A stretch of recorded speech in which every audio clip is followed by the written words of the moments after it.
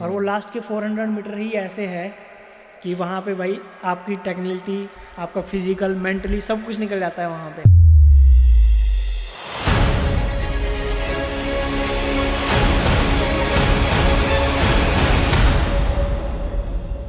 उसमें क्या है कि समिट आपको दिख रहा है सामने, बट वो आ ही नहीं रहा है, क्योंकि वहाँ पे सिर्फ आप 2 कदम चल पाते हो। जब आप 6000 मीटर के ऊपर जाते हो ना, 6500 के बाद, तो सिर्फ 2 स्टेप आप दे पाते हो। ये मेरा पहला था कि हमने खुद से अपनी टीम के 3-4 लोग हम पूरा एक्सपीडिशन लीड किया है, सक्सेसफुल भी किया और सबको सेफली वापस भी उतारा। तो ये मेरे लिए बहुत बड़ी अचीवमेंट थी उस टाइम पे। मैं कहा अब इनको एक नाइट तो यहाँ पे सर्वाइव कराना ही पड़ेगा। अब उस टाइम पे आप कोई मेडिसिन नहीं है कि आप उस टाइम कोई मेडिसिन दो बंदा ठीक हो जाएगा, वो नहीं होने वाला है ठीक। उसको जितना जल्दी है डिसेंड ही करवाना पड़ेगा। राइट। मैं वो जानना चाहता हूँ आपसे कि जब आपने रियो बर्गिल को देखा था और जब आपने करा उस पीक को, तो क्या डिफरेंस आपने पाया उसमें? देखिए, अगर आपके पास अच्छी टीम है तो आप कुछ भी माउंटेन में अचीव कर सकते हो। तो मैं तो बहुत लकी हूँ कि मेरे पास जितनी भी मेरी टीम्स है बहुत अच्छी है और हम काफ़ी टाइम से एक दूसरे के साथ जुड़े हैं।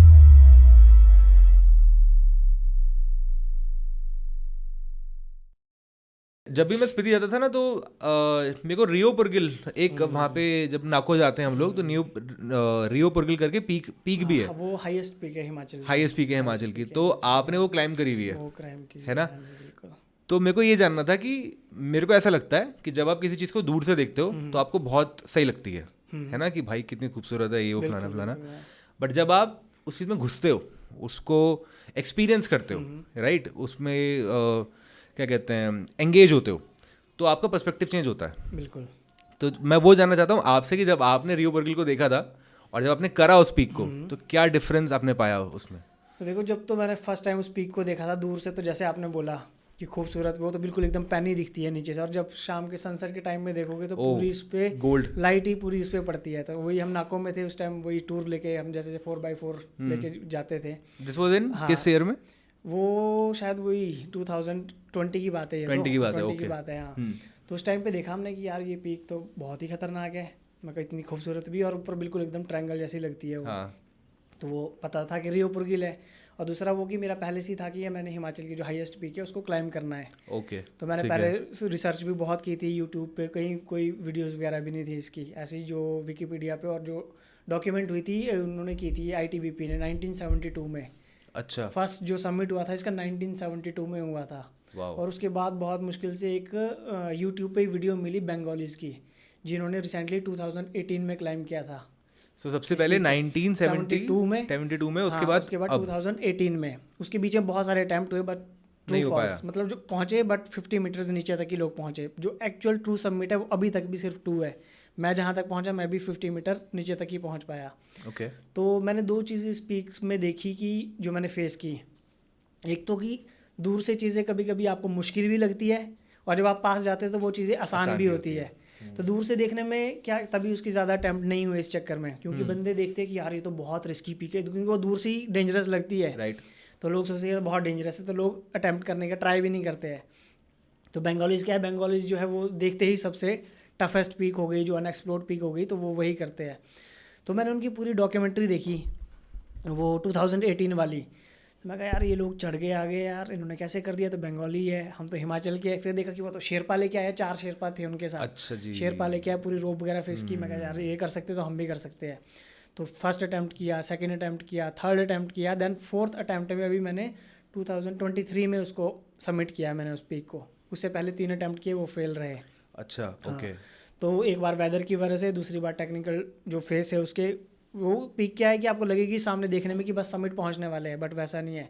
जब मैं गया, स्टार्ट किया, मैं कहा बस अब तो मैं समिट पहुंचने वाला हूँ। यार इतना इजी तो कैसे मैं पहुंच गया। देखा ऊपर चढ़ के, उसके बाद टावर है उसमें, आपको 3 बार अप डाउन होना पड़ता है उसमें। टावर क्या होता है? टावर मतलब जो रॉक के टावर बने होते हैं ना। अच्छा जी। तो वो आपको नीचे से तो एक ही नज़र आएगा, बट जब आप उस हाइट पे पहुंचोगे तब आपको अगला टावर नज़र आएगा। वैसे वैसे करके 3 टावर चढ़ने पड़ते हैं उसमें। तो मैं एक पे पहुंचा, मैं कहा यार अब तो मैं समिट पहुंचने वाला हूँ। देखा तो वहाँ से एक और रिज निकल रही है। वो रिज क्रॉस करके फिर दूसरा टावर दिख रहा है आपको। मैं कहा यार ये तो एक और टावर आ गया। फिर उस टावर के लिए भी आपको ट्रेवर्स करना पड़ता है। ओके। मतलब कि अगर आप वहाँ से गिरे तो सीधा नीचे खाई है, और पूरा बादल बादल दिख रहे हैं। जिस टाइम पे मैंने लास्ट अभी सक्सेसफुल वाला किया, तो मैं अकेला किया उसको, सोलो। ओके। तो मैं निकला हूँ, और उसके बीच में भी क्या रहता है कि जैसे मैंने बेस कैंप से स्टार्ट किया अल्पाइन स्टाइल में। तो मतलब कोई भी ऐसा रोप फिक्सिंग वगैरह कुछ नहीं था, मैं अकेला निकला और अल्पाइन स्टाइल में निकला सीधा बेस कैंप से, क्योंकि मैंने पहले 3 अटैम्प्ट किए थे तो मेरे को रूट भी अच्छा पता था उसका, और यही पता था कि मैं कितने टाइम में उसको कर लूँगा। तो मैंने उसी हिसाब से बेस कैंप से सीधा समिट पुश स्टार्ट कर दिया। तो मैंने तकरीबन कोई 7 बजे बेस कैंप से स्टार्ट किया और मैं 6300 मीटर तक पहुंच गया था 12 बजे तक। तो जो उस पीक का मेन चैलेंज है, 6300 मीटर तक तो आप ये बोलो कि रास्ता बना है, 6300 मीटर तक कोई भी पूरी ट्रेल ट्रैकेबल और दूर से देखने में कि यार यहाँ तो रास्ता बना है, मैं सोच रहा इस हिसाब से तो मैं अभी 1 घंटे में पहुँच जाऊँगा मैं ऊपर, अगर ऐसी ट्रेल मिलती रही। बट उसका क्या है कि मेन जो चैलेंज है उसका, वो लास्ट के सिर्फ 400 मीटर है, और वो लास्ट के 400 मीटर ही ऐसे है कि वहाँ पे भाई आपकी टेक्निकलिटी, आपका फिजिकल, मेंटली सब कुछ निकल जाता है वहाँ पे लास्ट के 400 मीटर पे, और उससे पहले तो आप इजीली पहुँच जाओगे। तो मैंने चलना स्टार्ट किया, फिर जो ट्रिवर्स आया वहाँ तो मेरी हालत ख़राब हो गई। मैं कहा यार मैं तो अकेला हूँ, अगर यहाँ से गया तो फिर कोई ढूंढने भी नहीं आएगा। मैं कहा यहाँ पे 2 सवाल रखी भाई, सॉरी टू इंटरप्ट यू। पहला, एल्पाइन स्टाइल क्या होता है for the audience, and traverse क्या होता है? देखिए, एल्पाइन स्टाइल मीन्स है कि आप बिना सपोर्ट के आप खुद से एक क्लाइंब पे निकले हो, but alpine style is not for everyone, कि ये नहीं कि कोई भी एल्पाइन स्टाइल में चला और निकल गया, वैसे नहीं होता। इवन जैसे मैंने भी सोलो किया, तो मैं ये बोलना चाहूँगा जैसे मैंने सोलो अटैम्प्ट किया, it's not a proper solo तो मैं वहाँ पे था, बट बैकअप में मेरी टीम ऑलरेडी नाकों में थी, जिनको पता था कि मैं इस मिशन पे निकला हूँ, अगर बाई चांस मैं नहीं आता तो वहाँ पे बैकअप है, वो ढूंढने निकलेंगे या किसी को कॉन्टैक्ट करेंगे। तो ये नहीं है कि आप एल्पिनिज्म के नाम पे बैग उठाओ चल पड़े, किसी को पता ही नहीं है, ऊपर कुछ इंसिडेंट हो गया तो आपको तो कोई ढूंढेगा भी नहीं, आपका रेस्क्यू नहीं हो पाएगा क्योंकि किसी को पता ही नहीं है। तो आप ये चीज़ कर सकते हो एल्पिनिज्म में, बट प्रॉपर एक प्लान के साथ, कि जैसे आप निकल रहे हो, आपको पता है आपकी टीम बैकअप में बैठी है कि मैं इस मिशन पे जा रहा हूँ, बैकअप में मेरी टीम है, वॉकी टॉकी था मेरे पास। तो जब मैं सोलो निकला मेरे पास वॉकी टॉकी था, मेरी टीम नाकों में बैठी थी, तो पूरा हमारा कॉन्टैक्ट चला हुआ था कि मैं कहाँ पहुँचा, क्या है, जो भी कंडीशन है वहाँ की, तो वो सारा चला था। और दूसरा ट्रेवर्स होता है कि जब आप मतलब एक साइड से दूसरी साइड को क्रॉस करते हो ना, एक वैली, मतलब आप एक पीक है, अब पीक को आपने ट्रेवर्स करना है, मतलब ट्रेवर्स साइड से आपने ट्रेवर्स करना है पीक को। वर्टिकल हो गया आप सीधा क्लाइंब कर रहे हो, ट्रेवर्स हो गया आपने साइड से ट्रेवर्स करके जाना, और एक तरफ को पूरी आपका नीचे खाई है वहाँ पे। तो उस पीक में 3 ट्रेवर्स आते हैं जो बहुत ही रिस्की है, बिल्कुल छोटे 50 मीटर के, बट वो ऐसे कि अगर वहाँ पर आपकी छोटी सी गलती तो सीधा आप खाई में जाएंगे। तो वहाँ मेरे को क्या बेनिफिट मिला कि जो उसी ईयर पे वहाँ पे 2 अटैम्प्ट हुए थे उस पीक के, तो एक था आर्मी वालों का और 1-2 टीमें और गई थी, शायद बंगाली गए थे वो भी, पर एक्चुअल समिट तक नहीं पहुँचे थे वो दोनों टीम्स। हाँ, दोनों टीम्स। तो उन्होंने वहाँ पे रोप लगा रखी थी, बट आप फिक्स रोप, बट उन पर भी आप ट्रस्ट नहीं कर सकते ना, अब उनके एंकर कितने पुराने हैं, कैसे है। मैंने उस पर अपना वेट डाला और वो रोप कहीं से निकल गई, तो फिर भी तो बहुत मतलब मेरे को उसका चीज़ का ध्यान रखते हुए क्लाइंब करना पड़ रहा था, पूरा अपने उस पर रोप पे मैं ज़्यादा डिपेंड नहीं हो सकता था कि अब मुझे नहीं पता कि रोप कितनी पुरानी है, एंकर अच्छे है नहीं है, पर फिर भी थोड़ा बहुत सपोर्ट था कि चलो एटलीस्ट रोप है वहाँ पे। तो मैंने एक ट्रेवर्स किया डर डर के कि यार निकल जाओ, क्योंकि मैं उस दिन था मैं फुल उसमें कि आज तो करना ही करना है, ऑलरेडी 4th टाइम है मेरा, तो आज तो करूँगा ही करूँगा मैं सबमिट, और मेरे पास टाइम भी अच्छा था। तो मैं 12 बजे वहाँ पर पहुँच गया था 6300 मीटर पर। 1 टावर चढ़ा, 2 टावर चढ़े, मैं कहा यार आज तो, और बादल आ रहे हैं पूरे, मेरे पास वीडियो है उसकी, पूरे बादल आ रहे हैं, हट रहे हैं, पूरा स्नोफॉल बीच बीच में हो रहा है। लास्ट जब मैं पहुंचा वहाँ से दिखता है, एक्चुअल जो सबमिट है उसकी निशानी ये है कि ITBP ने वहाँ पे एक पोल प्लांट किया है, वो आपको नीचे से नज़र आएगा, बिल्कुल चोटी पर है वो, कोई 10-1 फुट का एक पोल उन्होंने वहाँ पे लगाया है छोटा सा, तो वो आपको नीचे से ही नज़र आता है सीधा चोटी पर, और चोटी के नीचे ही कोई 50 मीटर नीचे फ्लैग है, जहाँ पे जो बाकी लोग जाते हैं ना, जो जितने भी अटैम्प्ट हुए वहीं तक जाते हैं, तो उन्होंने वहाँ पे फ्लैग लगा के रखे हैं, तो मेरे को फ्लैग भी दिख रहे हैं और वो पोल भी दिख रहा था ऊपर। मैं कहा अब तो पहुँच गया, वो बिल्कुल सामने लास्ट रिज बची थी, मैं कहा बस आज तो मैं पहुँच गया। मैं कहा फिर मैं पहुँचा ऊपर, और लास्ट का जो है वो पूरा 90 डिग्री 80 डिग्री 90 डिग्री का पूरा वॉल है, वो रॉक वॉल, उस पर रोप लगी थी। अब मैं उस रोप को पकड़ के जा रहा हूँ, लास्ट में फाइनली वहाँ पे पहुँच गया जहाँ पे फ्लैग थे, जहाँ पे अभी तक लोगों ने सबमिट किया था, तो मेरे लिए तो वही सबमिट था, अचीवमेंट, और सोलो मैं किया, और वहाँ पे नेटवर्क फ़ोन पे आ गया मेरे, नेटवर्क वहाँ से हो गया मैं लाइव। तो मेरी जो टीम वगैरह थी उनको भी मैंने वहाँ पे लाइव में ही और वॉकी टॉकी से ही बोला कि मेरा सबमिट हो गया ऐसा ऐसा। फिर वहाँ से 10 मिनट तक मैं लाइव रहा, और उस पॉइंट पे बिल्कुल ऐसा नहीं कि आप आराम से बैठ जाओ, सिर्फ 2 पाँव पे खड़े रहने की जगह है, वो भी स्टैंड रस्सी में आपको एंकर करके रखना है अपने आप को, और बिल्कुल खड़े रहना है रस्सी पकड़ के, अगर आप छूटे वहाँ से तो फिर गए। सबमिट है वो वहाँ पर, वहाँ पे फ्लैग लगी है छोटे छोटे से। तो वहाँ तक मैं पहुँचा, वहाँ 15 मिनट लाइव हुआ पूरा, मेरी वो निकली कि यार वो भी मेरा एक सपना था, मतलब माउंटेनियरिंग में जब अभी मैंने स्टार्ट किया तो रीऊपरगिल एक ऐसी पीक थी जिसको मैं दिल से मतलब कि करना चाहता था, तो वो मैंने किया, बहुत खुशी हुई मेरे को उस टाइम पे। बट अभी भी मेरा इस बार का अटैम्प्ट है, इस बार बिल्कुल जो वो पोल है वो पोल टच करना है। हाँ। एक्चुअली क्या हुआ कि उस टाइम मैं अटैम्प्ट कर सकता था, बट वहाँ के लिए आपको टीम की ज़रूरत है। टेक्निकल क्लाइम में बहुत टेक्निकल, जो मैंने बोला ना कि 6300 मीटर तक कोई भी फिजिकल फिटनेस अच्छी है आप आराम से पहुँच जाओगे, बट जो लास्ट के 400 मीटर है उसमें चाहिए बहुत टेक्निकली, फिजिकली, मेंटली स्ट्रॉन्ग। क्योंकि आपको अगर डर लगता है हाइट से तो आप नहीं कर सकते, क्योंकि जो मैंने ट्रिवर्स बोला आपको, वहाँ पे ऐसे मौत दिखती है नीचे सीधी, मतलब खाई दिख रही है आपको, आप डर डर के अगर चलोगे तो बस फिर तो वो 3-4 ट्रिवर्स आते हैं उसमें।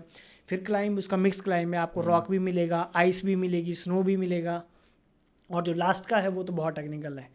फिर मैंने सोचा मैं अगली बार पक्का आऊँगा, और इस पोल तक पहुँचना है, तो इस साल का हमारा टारगेट है कि हम जाएंगे और उसको, क्योंकि उसको फिर घूम के जाना है, आप सीधा नहीं उसको क्लाइंब कर सकते, फिर उसको घूम के आपको जाना है, फिर उस रिज से आपको चढ़ना है, बट वहाँ पे पूरा आपको प्रॉपर क्लाइंब और सेफ्टी के साथ करना पड़ेगा, क्योंकि वहाँ पे कोई रोप्स नहीं है ना। वो 2018 में हुआ था उस टाइम, तो उन्होंने, और मुझे लगता है कि वो जो बंगाली टीम गई थी वो लास्ट में रोप उन्होंने निकाल दी थी उस पॉइंट पे, ताकि होता है ना कि हमने किया है अब बाकी कोई आए ना आए। तो इस बार प्लान है कि हम अच्छी टीम के साथ जाऊंगा और वहाँ पे हम पूरा उसको डंडे तक चढ़ेंगे, जो 50 मीटर बाकी है वो हम कंप्लीट करेंगे। पर आप अकेले क्यों गए? मतलब देखिए दूसरा क्या है कि जनरली करता नहीं है कोई। हाँ, करता भी नहीं है, और आपको उस तरीके की एक टीम की ज़रूरत होती है कि जो आपके हिस्से में मैच कर पाए, आपको मैच कर पाए ना। तो ऐसा टीम का मतलब ऐसे लोगों को ढूंढना और लेके जाना बहुत वो होता है। तो मेरी टीम में भी थे, बट स्टिल लाइक कि मैं एक अपनी स्पीड में जाना चाहता था, कि मुझे पता है कि मैं इतना फास्ट जाऊंगा, तो मेरे को चाहिए कि जो मेरी स्पीड में चल सके, मेरी तरह टेक्निकली स्ट्रांग हो, तो फिर हम उतना वो कर पाए। तो फिर मेरी टीम वालों ने बोला नहीं आप जाओ, हम आपके बैकअप टीम में बैठते हैं, आप क्योंकि स्पीड में जाओगे और जल्दी करके आ जाओगे। तो मैं भी अकेला, फिर आपको क्या रहता है कि अकेले रहते हो तो आपको टेंशन भी कम रहती है, आपको सिर्फ अपना पता है कि मैं कर लूँगा और मैं अपनी स्पीड में जाके वापस आ जाऊँगा। अगर आपके साथ 2 लोग और हैं तो रिस्पॉन्सिबिलिटी थोड़ी बढ़ जाती है, उनकी भी मेरी भी, तो फिर आपको सबको साथ में लेके चलना पड़ता है, देन इट टेक टाइम। बाकी अगर आपने प्रॉपर, जैसे अगली साल का, अभी मैंने इस साल बोला कि हमें वहाँ तक पहुँचना है चोटी तक, तो आपको प्रॉपर टीम की ज़रूरत है। वहाँ पे आप ये नहीं सोच सकते कि मैं तो अकेला ही जाऊँगा, अकेला सबमिट करूँगा। This reminds me of a quote of Ratan Tata ji कि if you want to go fast, sorry हाँ, गो फास्ट गो अलोन। हाँ, if you want to go fast go alone, but if you want to go far वही go with team. क्योंकि देखिए mountaineering एक ऐसी है, ये फील्ड ही आपकी एक टीम वर्क है। ये आप नहीं सोच सकते कि मैं करूँगा। मैं आज तक मैंने जितना भी क्लाइंब किया है, मैंने 25 पीक्स अभी तक मैंने सबमिट की है, तो मैं ये नहीं बोल रहा कि मैंने ही किया है। इसमें बैकअप टीम में मेरी टीम हमेशा मेरे साथ रही है। इवन हमने मिल के बहुत अच्छी पीक्स, अनक्लाइंब पीक्स भी हमने क्लाइंब की है। तो एक टीम वर्क बहुत इंपॉर्टेंट रहता है माउंटेनिंग में। आपकी अगर टीम अच्छी है, आपके साथ सॉलिड टीम है, तो आप किसी भी माउंटेन को क्लाइंब कर सकते हो, और इम्पॉसिबल कुछ भी नहीं है। How to build your solid team?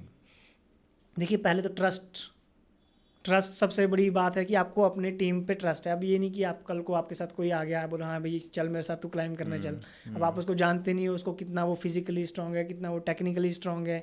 क्योंकि माउंटेन्स पे क्या होता है कि आपका बिहेवियर चेंज हो जाता है। ओके अब आप नीचे, अब बोलने जाने में भी आपको लग रहा है यार कि भाई तो मस्त बढ़िया बात कर रहे हैं, आप 5000 मीटर पे जाओगे बिहेवियर ही चेंज हो गया बंदे का। 6000 पे जाओगे बंदा पूरा ही चेंज हो जाता है। क्योंकि जितना जितना बंदा हाइट पे जाता है उसको ऑक्सीजन की वजह से वो चिड़चिड़ापन आता है, तो बंदे का बिहेवियर चेंज हो जाता है, बंदा कुछ भी बोलेगा, गुस्सा आ जाएगा बंदे को। तो ये सारी चीज़ें बहुत रिस्की होती है माउंटेन्स पे। तो आपको बिल्कुल काम, पेशेंस रहना पड़ता है, मेंटली फिट रहना पड़ता है। फिजिकली तो चलो चाहिए ही चाहिए, बट साथ में ये सारी चीज़ें भी होती है कि मेंटली हो गया, आपका बिहेवियर माउंटेन पे आप कैसे बिहेव कर रहे हो, पेशेंस है नहीं है, तो काफ़ी सारी चीज़ें होनी चाहिए। तो अगर आपके पास अच्छी टीम है तो आप कुछ भी माउंटेन में अचीव कर सकते हो। तो मैं तो बहुत लकी हूँ कि मेरे पास जितनी भी मेरी टीम्स है बहुत अच्छी है, और हम काफ़ी टाइम से एक दूसरे के साथ जुड़े हैं। तो वही है। आपने इस चीज़ का जिक्र किया था कि जब आप ऊपर गए और आपकी बैकअप टीम नाको में बैठी हुई थी, सो आपने बोला कि अगर मैं वापस ना आऊँ तो उनको पता है कि क्या करना है। हाँ, जैसे कि अब मैंने बोला आपको कि हमारा था डिसाइड कि मेरा था कि मैं आज जाऊँगा, आज मैं यहाँ पे रुकूंगा, और कल मैं किसी भी हाल में मेरा था कि मैं सबमिट करके वापस मैंने आना ही आना है। राइट। अब उनको पता है कि रिकी भाई ने बोला है आना है, तो ये आएंगे ही आएंगे। अगर नहीं आए तो मतलब कुछ दिक्कत है, और नहीं कॉन्टैक्ट हो पा रहा तो दिक्कत है। तो वो उनको पता है कि एक फिक्स हमने टाइम रखा है कि अगर कि भाई अभी नहीं पहुँचे, चलो 1 घंटा वेट कर लिया, अगर नहीं पहुँचे तो वो क्विक एक्शन लेके निकलेंगे, वो पूरा रेडी है वहाँ पे। तो वैसा होना चाहिए। अगर टीम ही नहीं है, आप अकेले निकले हो, कुछ हो गया, किसको पता है कि आप गए हो। जो अगर आपके बचने के चांसेस भी, आप नहीं बच पाओगे। मानो मेरी लेग में इंजरी हो गई, अब मैं वहाँ से पैदल तो चल नहीं सका, मैं चल ही नहीं सकता हूँ। अब किसी को पता भी नहीं है ना, वहाँ पे नेटवर्क आ रहा है, कुछ नहीं हो रहा, तो कैसे कोई बचाने आएगा। इवन अगर आप कुछ इस तरीके का सोलो क्लाइंब प्लान करते हो, अल्पाइन स्टाइल में करते हो, तो एटलीस्ट बैकअप में आपका कुछ होना चाहिए जिसको पता है कि आपकी टीम वहाँ पे है, भाई इसका ये टाइम था, ये नहीं आया, चलो तो ऐसे करके सेफली क्लाइंब करना होता है। बट रिकी भाई, इस माइंडसेट को बिल्ड कैसे किया जाए कि अगर मैं वापस नहीं आया, क्योंकि आप अगर ये सोच पा रहे हो तो इट मीन्स कि आपने देख लिया है कि शायद मेरे वापस ना आने का भी एक रिस्क है। बिल्कुल, तो वो आप कैसे प्रिपेयर करोगे? देखिए, माउंटेन्स का यही तो है कि आपने यही नहीं सोचना कि मैं सबमिट होगा ही होगा। आपने जितना आप सक्सेस सोच रहे हो उतना आपको नेगेटिव भी सोचना है, माउंटेन्स पे खास तौर पे। आप यही नहीं सोचना है आपको कि बस मैं तो सिर्फ सबमिट करूँगा, 10% चांस है मैं नहीं आऊँगा, ऐसे नहीं। आप 50-50 लेके चलिए, माउंटेन्स पे कुछ भी हो सकता है। तो जितना आप पॉजिटिव सोच रहे हो उतना आप नेगेटिव भी आपको सोचना है। बंदे बोलते हैं ना कि नहीं आप पॉजिटिव सोचो सब कुछ, नहीं, पॉजिटिव के चक्कर में तो फिर कुछ नहीं होगा। अगर आप सोचोगे मैं तो बस जाऊँगा, कुछ नहीं होगा, सबमिट करके वापस आ जाऊँगा, इन केस कुछ हो गया तो क्या प्लान है आपके पास? कुछ प्लान आपने तो किया ही नहीं है। तो आपको दोनों चीज़ें लेके चलिए। अगर आप सक्सेस, ऑफकोर्स 100% तो आप सक्सेस को दोगे कि यस यार सबमिट होगा ही होगा। इन केस कुछ हैपनिंग हो गया, ऊपर से रॉकफॉल हो गया, मेरी टांग में लग गया, चलो सिर में लग गया तो गए बाई चांस टांग में लग गया और मैं इंजर्ड हो गया और वहाँ पे कोई नेटवर्क नहीं है, कुछ नहीं है, मैं बिल्कुल भी पाँव मूव नहीं कर पा रहा हूँ और वहाँ पे ऐसे पैच में हो कि यहाँ से उतरना भी मुश्किल है, तो क्या होगा फिर? तो इसलिए आपको वो पूरा प्लान करके चलना है कि अगर इन केस मेरे साथ कुछ हो जाता है तो बैकअप हमारे पास क्या प्लान है, मेरी टीम क्या कैसे आएगी, इनको कैसे पता चलेगा और कैसे मेरे को वहाँ से रेस्क्यू करेंगे। तो ये होता है पीक के ऊपर डिपेंड कि आप कौन सी पीक करने जा रहे हो, वहाँ पे आपको किस तरह के डेंजर आपको फेस करने को मिल सकते हैं। अभी जैसे मैंने बोला हम क्यागरी जा रहे हैं तो हमारे को पता है वहाँ पे नो करवास, कोई भी उस पीक पे करवासीज नहीं है, कोई भी वहाँ पे रॉकफॉल का चांस नहीं है। तो वहाँ पे इंजरी क्या हो सकती है? वही हो सकता है कि बंदा चला उसका पाँव मुड़ गया, पाँव फ्रैक्चर हो गया, तो ज़्यादा से ज़्यादा क्या वही प्रॉब्लम आएगी हमारे को, कोई गिर गया तो उसके पाँव में दिक्कत हो सकती है। ऐसा कुछ नहीं है कि रॉक फॉल हो गया या बंदा कहीं क्रवास में चला जाएगा। तो उसके हिसाब से हम अपनी बैकअप टीम प्लान करते हैं कि चलो एक बंदा काफ़ी है, बैकअप में बैठो, हम वॉकी टॉकी से कनेक्शन कर लेंगे। अब आप जा रहे हो इवन कोई बड़े क्लाइंब पे, आप 6000 मीटर की कोई अच्छी पीक करने जा रहे हो, कांगेस से 1 हो गई या कोई भी और टेक्निकल माउंटेन हो गया, या 7000 मीटर पे आप जा रहे हो, तो क्या प्लान? तो आपको उस तरीके से प्लान करना होता है कि इवन कई जगह पे आप 7000 मीटर की हम बात करें तो वहाँ तो ऐसा है कि अगर वहाँ पे आपको सबमिट कैंप पर कुछ हो गया, कुछ मेजर इंजरी हो गई या कुछ हो गया, तो वहाँ से आना इम्पॉसिबल, मेरे हिसाब से इम्पॉसिबल है। तो अभी हमने 2023 में एक सबसे बड़ा जो मैंने ग्रुप लीड किया था, 8-9 लोगों को हमने कुन पीक करवाई थी 7077 मीटर की। तो वहाँ पे हमारे 2 बंदों को AMS नुन अलग है, कुन अलग है। ठीक है, मतलब उसके बगल में ही है ना कुन? हाँ बगल में है, दिखती बगल में, बट वो पूरा बेस कैंप उनका अलग अलग है। तो वहाँ पे इंसिडेंट हो गया था कि हमारे 2 क्लाइंट्स को हेस हो गया था सॉरी। ओके। तो पहले AMS हुआ तो उन्होंने इग्नोर किया, उन्होंने बताया नहीं हमारे को कि सिर दर्द वगैरह भी हो रही है, कुछ नहीं, और शाम को उनको बढ़ते बढ़ते वो हेस हो गया। हेस पता मैं पूछने वाला था। हेस होता है जब high altitude cerebral oedema. Okay. तो उसमें क्या है कि आपका ब्रेन जो होता है उसमें स्वेलिंग आना स्टार्ट हो जाता है। जैसे AMS तो पता है acute mountain sickness. Acute mountain sickness होती है first stage of high altitude, कि जब आपकी बॉडी अच्छे से एक्लेमेटाइज नहीं हुई है और आप सीधा चले गए हो हाई एल्टीट्यूड पे, तो सबसे पहले आपको AMS होगा। AMS में आपको हल्का सा हेडेक होना स्टार्ट हो गया, थोड़ा सा वॉमिटिंग फील हो गया, बट अगर आपने वो इग्नोर कर दिया और स्टिल आप हाइट गेन कर रहे हो तो वो बढ़ते बढ़ते आपका हेप या हेस हो सकता है आपको। तो वहाँ पे बंदों को क्या हो गया, 2 बंदों को हेस हो गया, मतलब ब्रेन उनका स्वेलिंग होना स्टार्ट हो गया।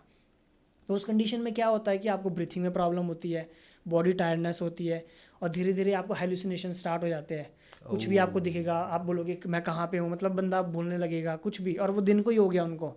जैसे ही हम सबमिट कैंप पहुँच रहे थे तो वहाँ पे बंदे लगे अजीब अजीब ही बातें करने। वो वेदर खराब था या ज़्यादा? नहीं, कुछ नहीं, वो नॉर्मली वो क्योंकि वो एक्लेमेटाइज नहीं हुए थे। बस जो AMS और जो हेप हेस होता है वो आपका दिक्कत ही हाई एल्टीट्यूड की वजह से होता है कि आपकी बॉडी अच्छे से एक्लेमेटाइज नहीं हुई है और आप सीधा फिर भी हाइट गेन करते जा रहे हो। सो क्या हम ये कह सकते हैं कि हेप हेस सेकंड फेज है ऑफ AMS? लास्ट फेज है। अच्छा, सेकंड भी नहीं, लास्ट है। बंदा 24 आवर तक अगर आप उस कंडीशन में, तो देन आप कोमा में और सीधा डेथ, 2 ऑप्शन। 24 विदिन 24 आवर्स आप डेड हो जाओगे या कोमा में चले जाओगे अगर आप हेप हेस की स्टेज में हो तो। तो उसका सबसे जो मेन रहता है कि आपको जितना जल्दी हो सके डिसेंड कराना पड़ता है उस स्टेज में।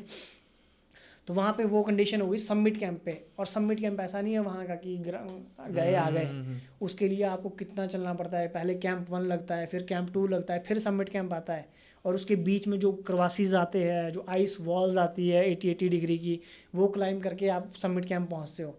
अब किसी को सबमिट कैंप पे कुछ हो गया तो वहाँ से आप सोचो कैसे उनको बेस कैंप, और बेस कैंप से भी फिर वो 8-9 घंटे का रोड साइड है जहाँ पे गाड़ियाँ मिलती है, तो सोचो आप वहाँ से कैसे किसी को बचा सकते हो। तो उसके लिए proper backup team, backup plan होना बहुत ज़रूरी है। तो वही हमारे कमी है इंडिया में कि हेली रेस्क्यू जो है मेन। अब वहाँ से तो अगर किसी को बचाना है तो ऑफकोर्स कि हेली ही बचा पाएगा ना, हेली आएगा उसको लेके जाएगा। अगर हम सोचे अभी तो हम इसको बांधेंगे स्ट्रेचर में, फिर स्ट्रेचर से उतारेंगे तो उसमें 3 दिन लग जाएंगे। तो वो मेरी लाइफ का सबसे खतरनाक एक्सपीरियंस था कि अब क्लाइंट से अब इनको मरने तो दे नहीं सकते, इनको बचाना है। अब हेलीकॉप्टर तो आने से रहा, कोई हेलीकॉप्टर इंडिया में ऐसी फैसिलिटीज़ ही नहीं है कि कोई हेली आएगा और इनको लेके जाएगा। तो वो ऐसा चैलेंज था मेरा और मेरी टीम के लिए कि अब इनको बचाएं तो बचाएं कैसे। तो हम कैरी करते हैं एक ऑक्सीजन अपने साथ, 5-6 लीटर का जो बड़ा ऑक्सीजन आता है सिलेंडर। अब अगर एक बंदा होता तो भी ठीक था, वो दोनों थे तो उन दोनों को बारी बारी हमारे को, अब जब जिस टाइम हम पहुँचे तो हमारे को तकरीबन कोई अंधेरा होने वाला था, बस हमने कैंप लगाए थे अपने, उतने को उनको दोनों को एक साथ में हो गया। अब कैंप तो हमने सेटअप कर दिया, अंधेरा हो रहा है, अब रात को तो पॉसिबल ही नहीं है कि उस वॉल से उस करवास को नेगोशिएट करके हम इनको वापस लेके जाएं, कैसे लेके जाएंगे, पॉसिबल ही नहीं है। मैं कहा अब इनको एक नाइट तो यहाँ पे सर्वाइव कराना ही पड़ेगा। अब उस टाइम पे आप कोई मेडिसिन नहीं है कि आप उस टाइम कोई मेडिसिन दो बंदा ठीक हो जाएगा, वो नहीं होने वाला है ठीक, उसको जितना जल्दी है डिसेंड ही करवाना पड़ेगा। तो फिर ये रहता है कि अगर आपके पास ऑक्सीजन है तो ऑक्सीजन से थोड़ा वो कंट्रोल हो सकता है, बट स्टिल कि आप नहीं सोच सकते कि ये ठीक होगा, ठीक नहीं होगा वो, बट वो कुछ टाइम रह सकता है, ऑक्सीजन पे सर्वाइव कर जाएगा। तो हम बारी बारी से 15 मिनट इसको दे रहे हैं, 15 मिनट इसको दे रहे हैं, वो कितना ही चलेगा, 1 आवर तक चलता है वो। तो हम ऐसे 10-10 मिनट बाद जब बहुत ज़्यादा उनकी कंडीशन ऐसी हो रही है, ऑक्सीजन लेवल आ गया था उनका 40-45 दोनों का, 40 और 45 के बीच में ऑक्सीजन था उनका। तो डेफिनेटली बात इनको तो हेस हो गया है। धीरे धीरे पूरी रात हम बैठे रहे वहीं पे, वो बुटेन गैस होती है ना जो हाई एल्टीट्यूड पे जलाते हैं, वो जला के टेंट में उनको हमने अपने टेंट में रखा है, टीम वाले टेंट में, और बस उनको देख रहे हैं, धीरे धीरे उनको ऑक्सीजन दे रहे हैं हर 10-10 मिनट बाद। उनके सांस लेने में उनको दिक्कत हो रही है, छटपटा रहे हैं, ऐसे कर रहे हैं, वो कुछ भी बोल रहे हैं वो कि कहाँ अंगूर खिलाओ, ये खिलाओ, वो खिलाओ, पता नहीं क्या क्या बोली जा रहे हैं वो, उनको वो हेलुसिनेशन स्टार्ट हो गया। फिर हम आपस में डिस्कस कर रहे हैं कि यार ये तो बड़ी प्रॉब्लम होगी, अब इनको चलो अब हो तो गया, अब इनको उतारेंगे कैसे, क्योंकि जहाँ पे हमारा चढ़ना मुश्किल है, आइस वॉल 80 डिग्री की बिल्कुल क्लाइम करके हम आए, वहाँ से उतारेंगे कि वहाँ पे हम खुद नहीं चढ़ पा रहे हैं, और वहाँ से किसी को लेके जाना जो अपने होश हवास में नहीं, कैसे लेके जाएंगे। तो वो रात तो हम सोए नहीं, उनको ऑक्सीजन देते रहे पूरी रात, हम उनको टेंशन में, क्या करें। फिर जो हमारी टीम थी बैकअप टीम बेस कैंप पे, उनको हमने वॉकी किया कि तुम लोग थोड़ा सा 3-4 लोग ऊपर को आ जाओ। वहाँ पे हमारे जो शेरपा लोग रहते हैं, नेपाली जो हम लेके जाते हैं, पोर्टर्स वगैरह, हमने उनको बोला कि आप थोड़ा कैंप 1 तक आ जाओ, क्योंकि अब वो भी टेक्निकली स्ट्रांग नहीं होते ना, वो खाली सामान उठाने वाले होते हैं। अब उनको ये तो है नहीं कि कैसे बर्फ़ में चढ़ना है, वो खाली कैंप 1 तक आ सकते थे जहाँ तक सिंपल रास्ता था, बाकी तो हमारे को ही लेके जाना पड़ना। तो हमने उनको मैसेज कर दिया कि सुबह हम यहाँ से जैसे ही लाइट पड़ेगी सुबह की, हम निकल जाएंगे यहाँ से अभी। और हम निकले अभी, हमने कंटिन्यू एक्सपीडिशन भी करना है, बाकी टीम है समिट कैंप पे। अब उन 2 के चक्कर में फिर बाकी क्लाइंट्स भी बोलेंगे कि अब हमने तो भाई पैसा दिया है, सो आपको हाँ भी नीचे लेके जाना है, सोचो अब हमारे ऊपर रिस्पॉन्सिबिलिटी क्या है कि जो बाकी टीम है, अब उन्होंने तो पैसा दिया है, 2-2 लाख खर्च किए है, अब वो तो बोलेंगे कि हमारी क्या गलती है, हमारे को लेके जाओ। और 8 क्लाइंट्स थे और सारे अलग अलग थे। अब 2 की तबीयत ख़राब हो गई, अब 2 को ऐसा भी नहीं है कि एक बंदा या 2 बंदों की बस की बात है कि ये इनको आराम से यहाँ से लेके आ जाएंगे। तो वो दिन वो वहाँ पे तो इतना टॉर्चर हुआ मैं कि पूछो मत, मैं और मेरी टीम रोए हैं हम वहाँ पे एक्चुअली में कि क्या करें, अब कैसी दुविधा में फंस गए। बाकी क्लाइंट भी एक होता है ना, सपोर्टिव होते हैं कि यार चलो बंदे की जान पहले है, आप इनको नीचे लेके आ जाओ, हम करते हैं। अब वो अलग ही क्लाइंट्स थे, वो भी कि नहीं हमने तो सबमिट भी करना है। आई कैन अंडरस्टैंड कि भाई आप समझ सकते हो कि हमारे को दोनों चीज़ें मैनेज करनी होती है। तो अब एक बंदा रखा हमने अपना उनके पास कि चलो अब आप भी सिचुएशन समझो कि आपका सबमिट भी चलो हम मानते कि ज़रूरी, तो अभी हमारे को डिले करना पड़ेगा और क्या करें, खाना पानी भी वहाँ पे वैसा तो है नहीं कि हमारा पूरा भंडार है। अब सोचो आप सबमिट कैंप पे बैठे जहाँ बर्फ़ भी पिघला के करनी पड़ रही है, उतना ही हमारे पास बुटेन भी लिमिटेड है, खाना भी लिमिटेड है। फिर भी हमने बोला कि चलो एक दिन हम इनको थोड़ा सा सेफ पॉइंट तक पहुँचा के फिर ऊपर आएंगे। तो वो रेडी हो गए, एक बंदा हमने टीम का वहाँ पे वॉकी टॉकी के साथ रख दिया, और 4 बंदे हम उन 2 बंदों को लेके हमने डिसेंड करना स्टार्ट किया। और वो डिसेंट इतना मेरी लाइफ का सबसे चैलेंजिंग डिसेंट था। पहले तो जैसे 1 घंटा तो हमें बंदों को जूते पहनाने में लग गया, वो जो कोफला जाते हैं ना बड़े बड़े, अब सोचो वो तो टेंट में भी खोल के सोया है, अब वो बंदे अनकॉन्शियस है, मतलब सिर्फ ऐसे कर रहे हैं वो, और उनको कोई भी होश नहीं है उनको क्या करना है क्या, बिल्कुल भी नहीं। तो वो जूते नहीं पहने, अब बंदे को तो खुद जोर लगाना पड़ता है उसमें, वो पाँव में नहीं जा रहे हैं उनके, ऊपर से ठंड में वो जूते क्या है बिल्कुल टाइट हो गए हैं। 1 घंटे तक तो उनके बेचारों के जूते पहना के उनकी हार्नेस पहनाने में लग गया हमारे को। उसके बाद चल तो वो रही नहीं थे, ऐसे मतलब बिल्कुल होते हैं ज़ॉम्बी टाइप, वैसी हालत हो गई थी। फिर उनको पीठ में उठा के लाया है हम बिल्कुल आइस वॉल तक, कम से कम 3 घंटे बारी बारी से दोनों को पीठ पे उठा के हमने वो क्रॉस किया। पहले फील्ड आती है, एक बहुत बड़ा ग्राउंड आता है ऊपर, वो ग्राउंड क्रॉस करने के बाद पूरी आइस वॉल आती है, वो आइस वॉल बहुत डेंजर है। तो वहाँ पे अब मेन चैलेंज था कि इनको यहाँ से कैसे उतारें, रैपल करना है वहाँ से। अब रोप पे भी वेट ज़्यादा पड़ेगा, अब 2 बंदों को, अब उसमें क्या है कि जो दूसरा बंदा था उसको अटैच करना है हमने। तो वहाँ से हमने क्या डबल सिस्टम की, जो हमारे हमारे पास एक्स्ट्रा रोप थी, अब एक एक्स्ट्रा रोप हमने, जो हमारे टीम मेंबर थे, अब जैसे मैंने स्टार्ट किया, मैंने उसको अपने आप में टाई कर दिया दूसरे बंदे को, अब रैपल करना स्टार्ट किया। फिर एक जो हमारी टीम वाला था वो वाली रोप भी हमने बांधी और अपने आप में बांधी, ताकि डबल सेफ्टी मिले। बाई चांस ये रोप टूट भी जाती है तो दूसरी रोप में हमारे को सेफ्टी मिलेगी। तो उसमें बहुत टाइम लग गया, क्योंकि सोचो ना, अब एक बार चेंज करने, वो 60 मीटर की तो रोप है, फिर वो 60 मीटर खत्म हो रहा है, फिर वहाँ पे एंकर बनाना पड़ रहा है दूसरा, फिर वहाँ से रैपल करना पड़ रहा है, और ऊपर से इतना पूरा वेट हमारे ऊपर है, पूरा रैपल कर रहे हैं। कोई हम पहुँचे होंगे शाम के कोई 3 बजे, सुबह के 6 बजे के निकले, शाम के 3 बज गए हमारे को वो वॉल क्रॉस कराते कराते बंदों को। सिर्फ वो वॉल के लिए इतना टाइम लग गया? हाँ, वो काफ़ी, वैसे तो काफ़ी लंबी वॉल है वो, वही कम से कम आपकी 300-400 मीटर की वॉल है वो, बहुत लंबी वॉल, और पूरा आइस और ऐसी। फिर बीच में वेट करने को जगह नहीं है ना उसमें कि कहीं बैठ जाओ आप आराम कर लो, जगह भी नहीं है कि आप कहीं पे बैठ के रेस्ट कर सकते हो। सोचो उसी वॉल में आपको रेस्ट भी करना पड़ रहा है, तो पूरा वेट के साथ खड़े खड़े करना पड़ रहा है। तो वो कंधों की क्या वाट लगी, पाँव की क्या लगी, फिर से बंदे पीछे, ऊपर से पूरा उनको नीचे तक पहुंचाया। और इस दौरान क्या चल रहा था उनके, वो जो कुछ नहीं, कौन वो तो बिल्कुल अनकॉन्शियस किसको बोलते, बस बंदे हाँ, बस उनको हम जगा रहे कि हाँ सुन रहे, हाँ कर रहे, बस हाँ कि बस भाई उनकी आवाज़ हमारे को आ रही है कि मतलब जिंदा है। फिर जैसे ही हमने उनको नीचे पहुंचाया, कैंप 1 शाम हो गई थी, जब नीचे पहुंचे तब थोड़े से वो लगा उनमें कि हाँ मतलब थोड़ा कॉन्शियसनेस आई उनकी, तब उनको पता चला है, वो देख रहे क्या हो रहा है क्या। फिर मेरे को जाना है, मैं कहा यार बंदे ठीक है, मैं कहा बच गए। फिर वो नेपाली जो हमारे पोर्टर्स थे वो वहाँ पे पहुँचे, जैसे ही वहाँ पे पहुँचे उनके वो लेके आए थे, वो उसमें मिला के क्या बोलते हैं उसको, ORS वगैरह था, क्योंकि नीचे सब कुछ था, तो वो उनको पिलाया हमने। तो जैसे ही वो पिलाया उसके बाद थोड़ा सा मतलब वो आ गया उनको समझ में कि हम कहाँ हैं क्या है। फिर मेरे को जान आ गई, मैं कहा यार अब बंदे बच गए। मैं कहा फिर हमारी हालत वैसी थी कि अब आपने सोचा अब हमने पहुँचना है ऊपर वापस सबमिट कैंप पर। उस दिन तो मैं कहा भाई आज तो हालत नहीं है, तो उनसे हमने टेंट भी मंगा के रखा था। तो उस दिन उन्होंने वहाँ पे जो कैंप बना था वहाँ पे पूरा टेंट वेंट सेटअप करके फिर हम सब वहीं रुक गए। फिर वो बंदे भी वहाँ पे डाउन में उतर गए, तो कम से कम हमने किया होगा कोई 700-800 मीटर का डिसेंट किया हमने। तो वहाँ पे वो बंदे ने इजीली नाइट काट दी। एक एक्स्ट्रा हमने ऑक्सीजन सिलेंडर भी मंगाया था उनसे, पोर्टर से, तो थोड़ी हमने उनको ऑक्सीजन दी। नेक्स्ट मॉर्निंग तक मतलब बंदे थोड़े से सुटेबल हो गए कि मतलब बंदे डेंजर से थोड़ा बाहर आ गए, पर स्टिल उनको ये था कि उनको नीचे भेजना है क्योंकि अभी उनको रिस्क नहीं गया है वो।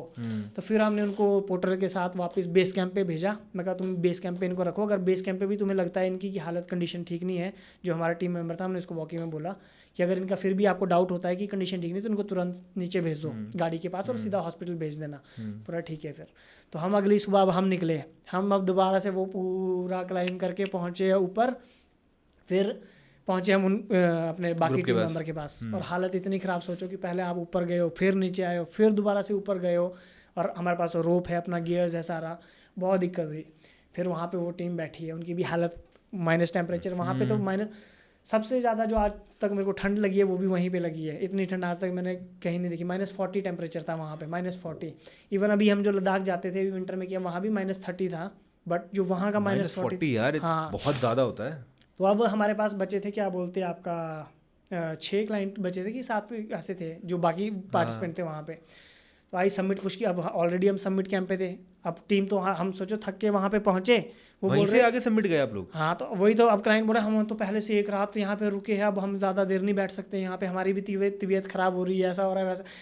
अब मैं कहा क्या, वहाँ पे तो एक ही बंदा है जो फ्रेश है, जो उनके साथ बैठा था। अब जाना तो हमारे को सब, और वहाँ से आगे रूट नहीं बना है, पूरी रूट भी फिक्स करना है, जाना है पहले रोप फिक्स करनी है, रोप लेके जाना है। और हमारी हालत तो ऐसी है मतलब पूछो मत कि कंधे और पैर तो खत्म हो जाते हैं, खत्म।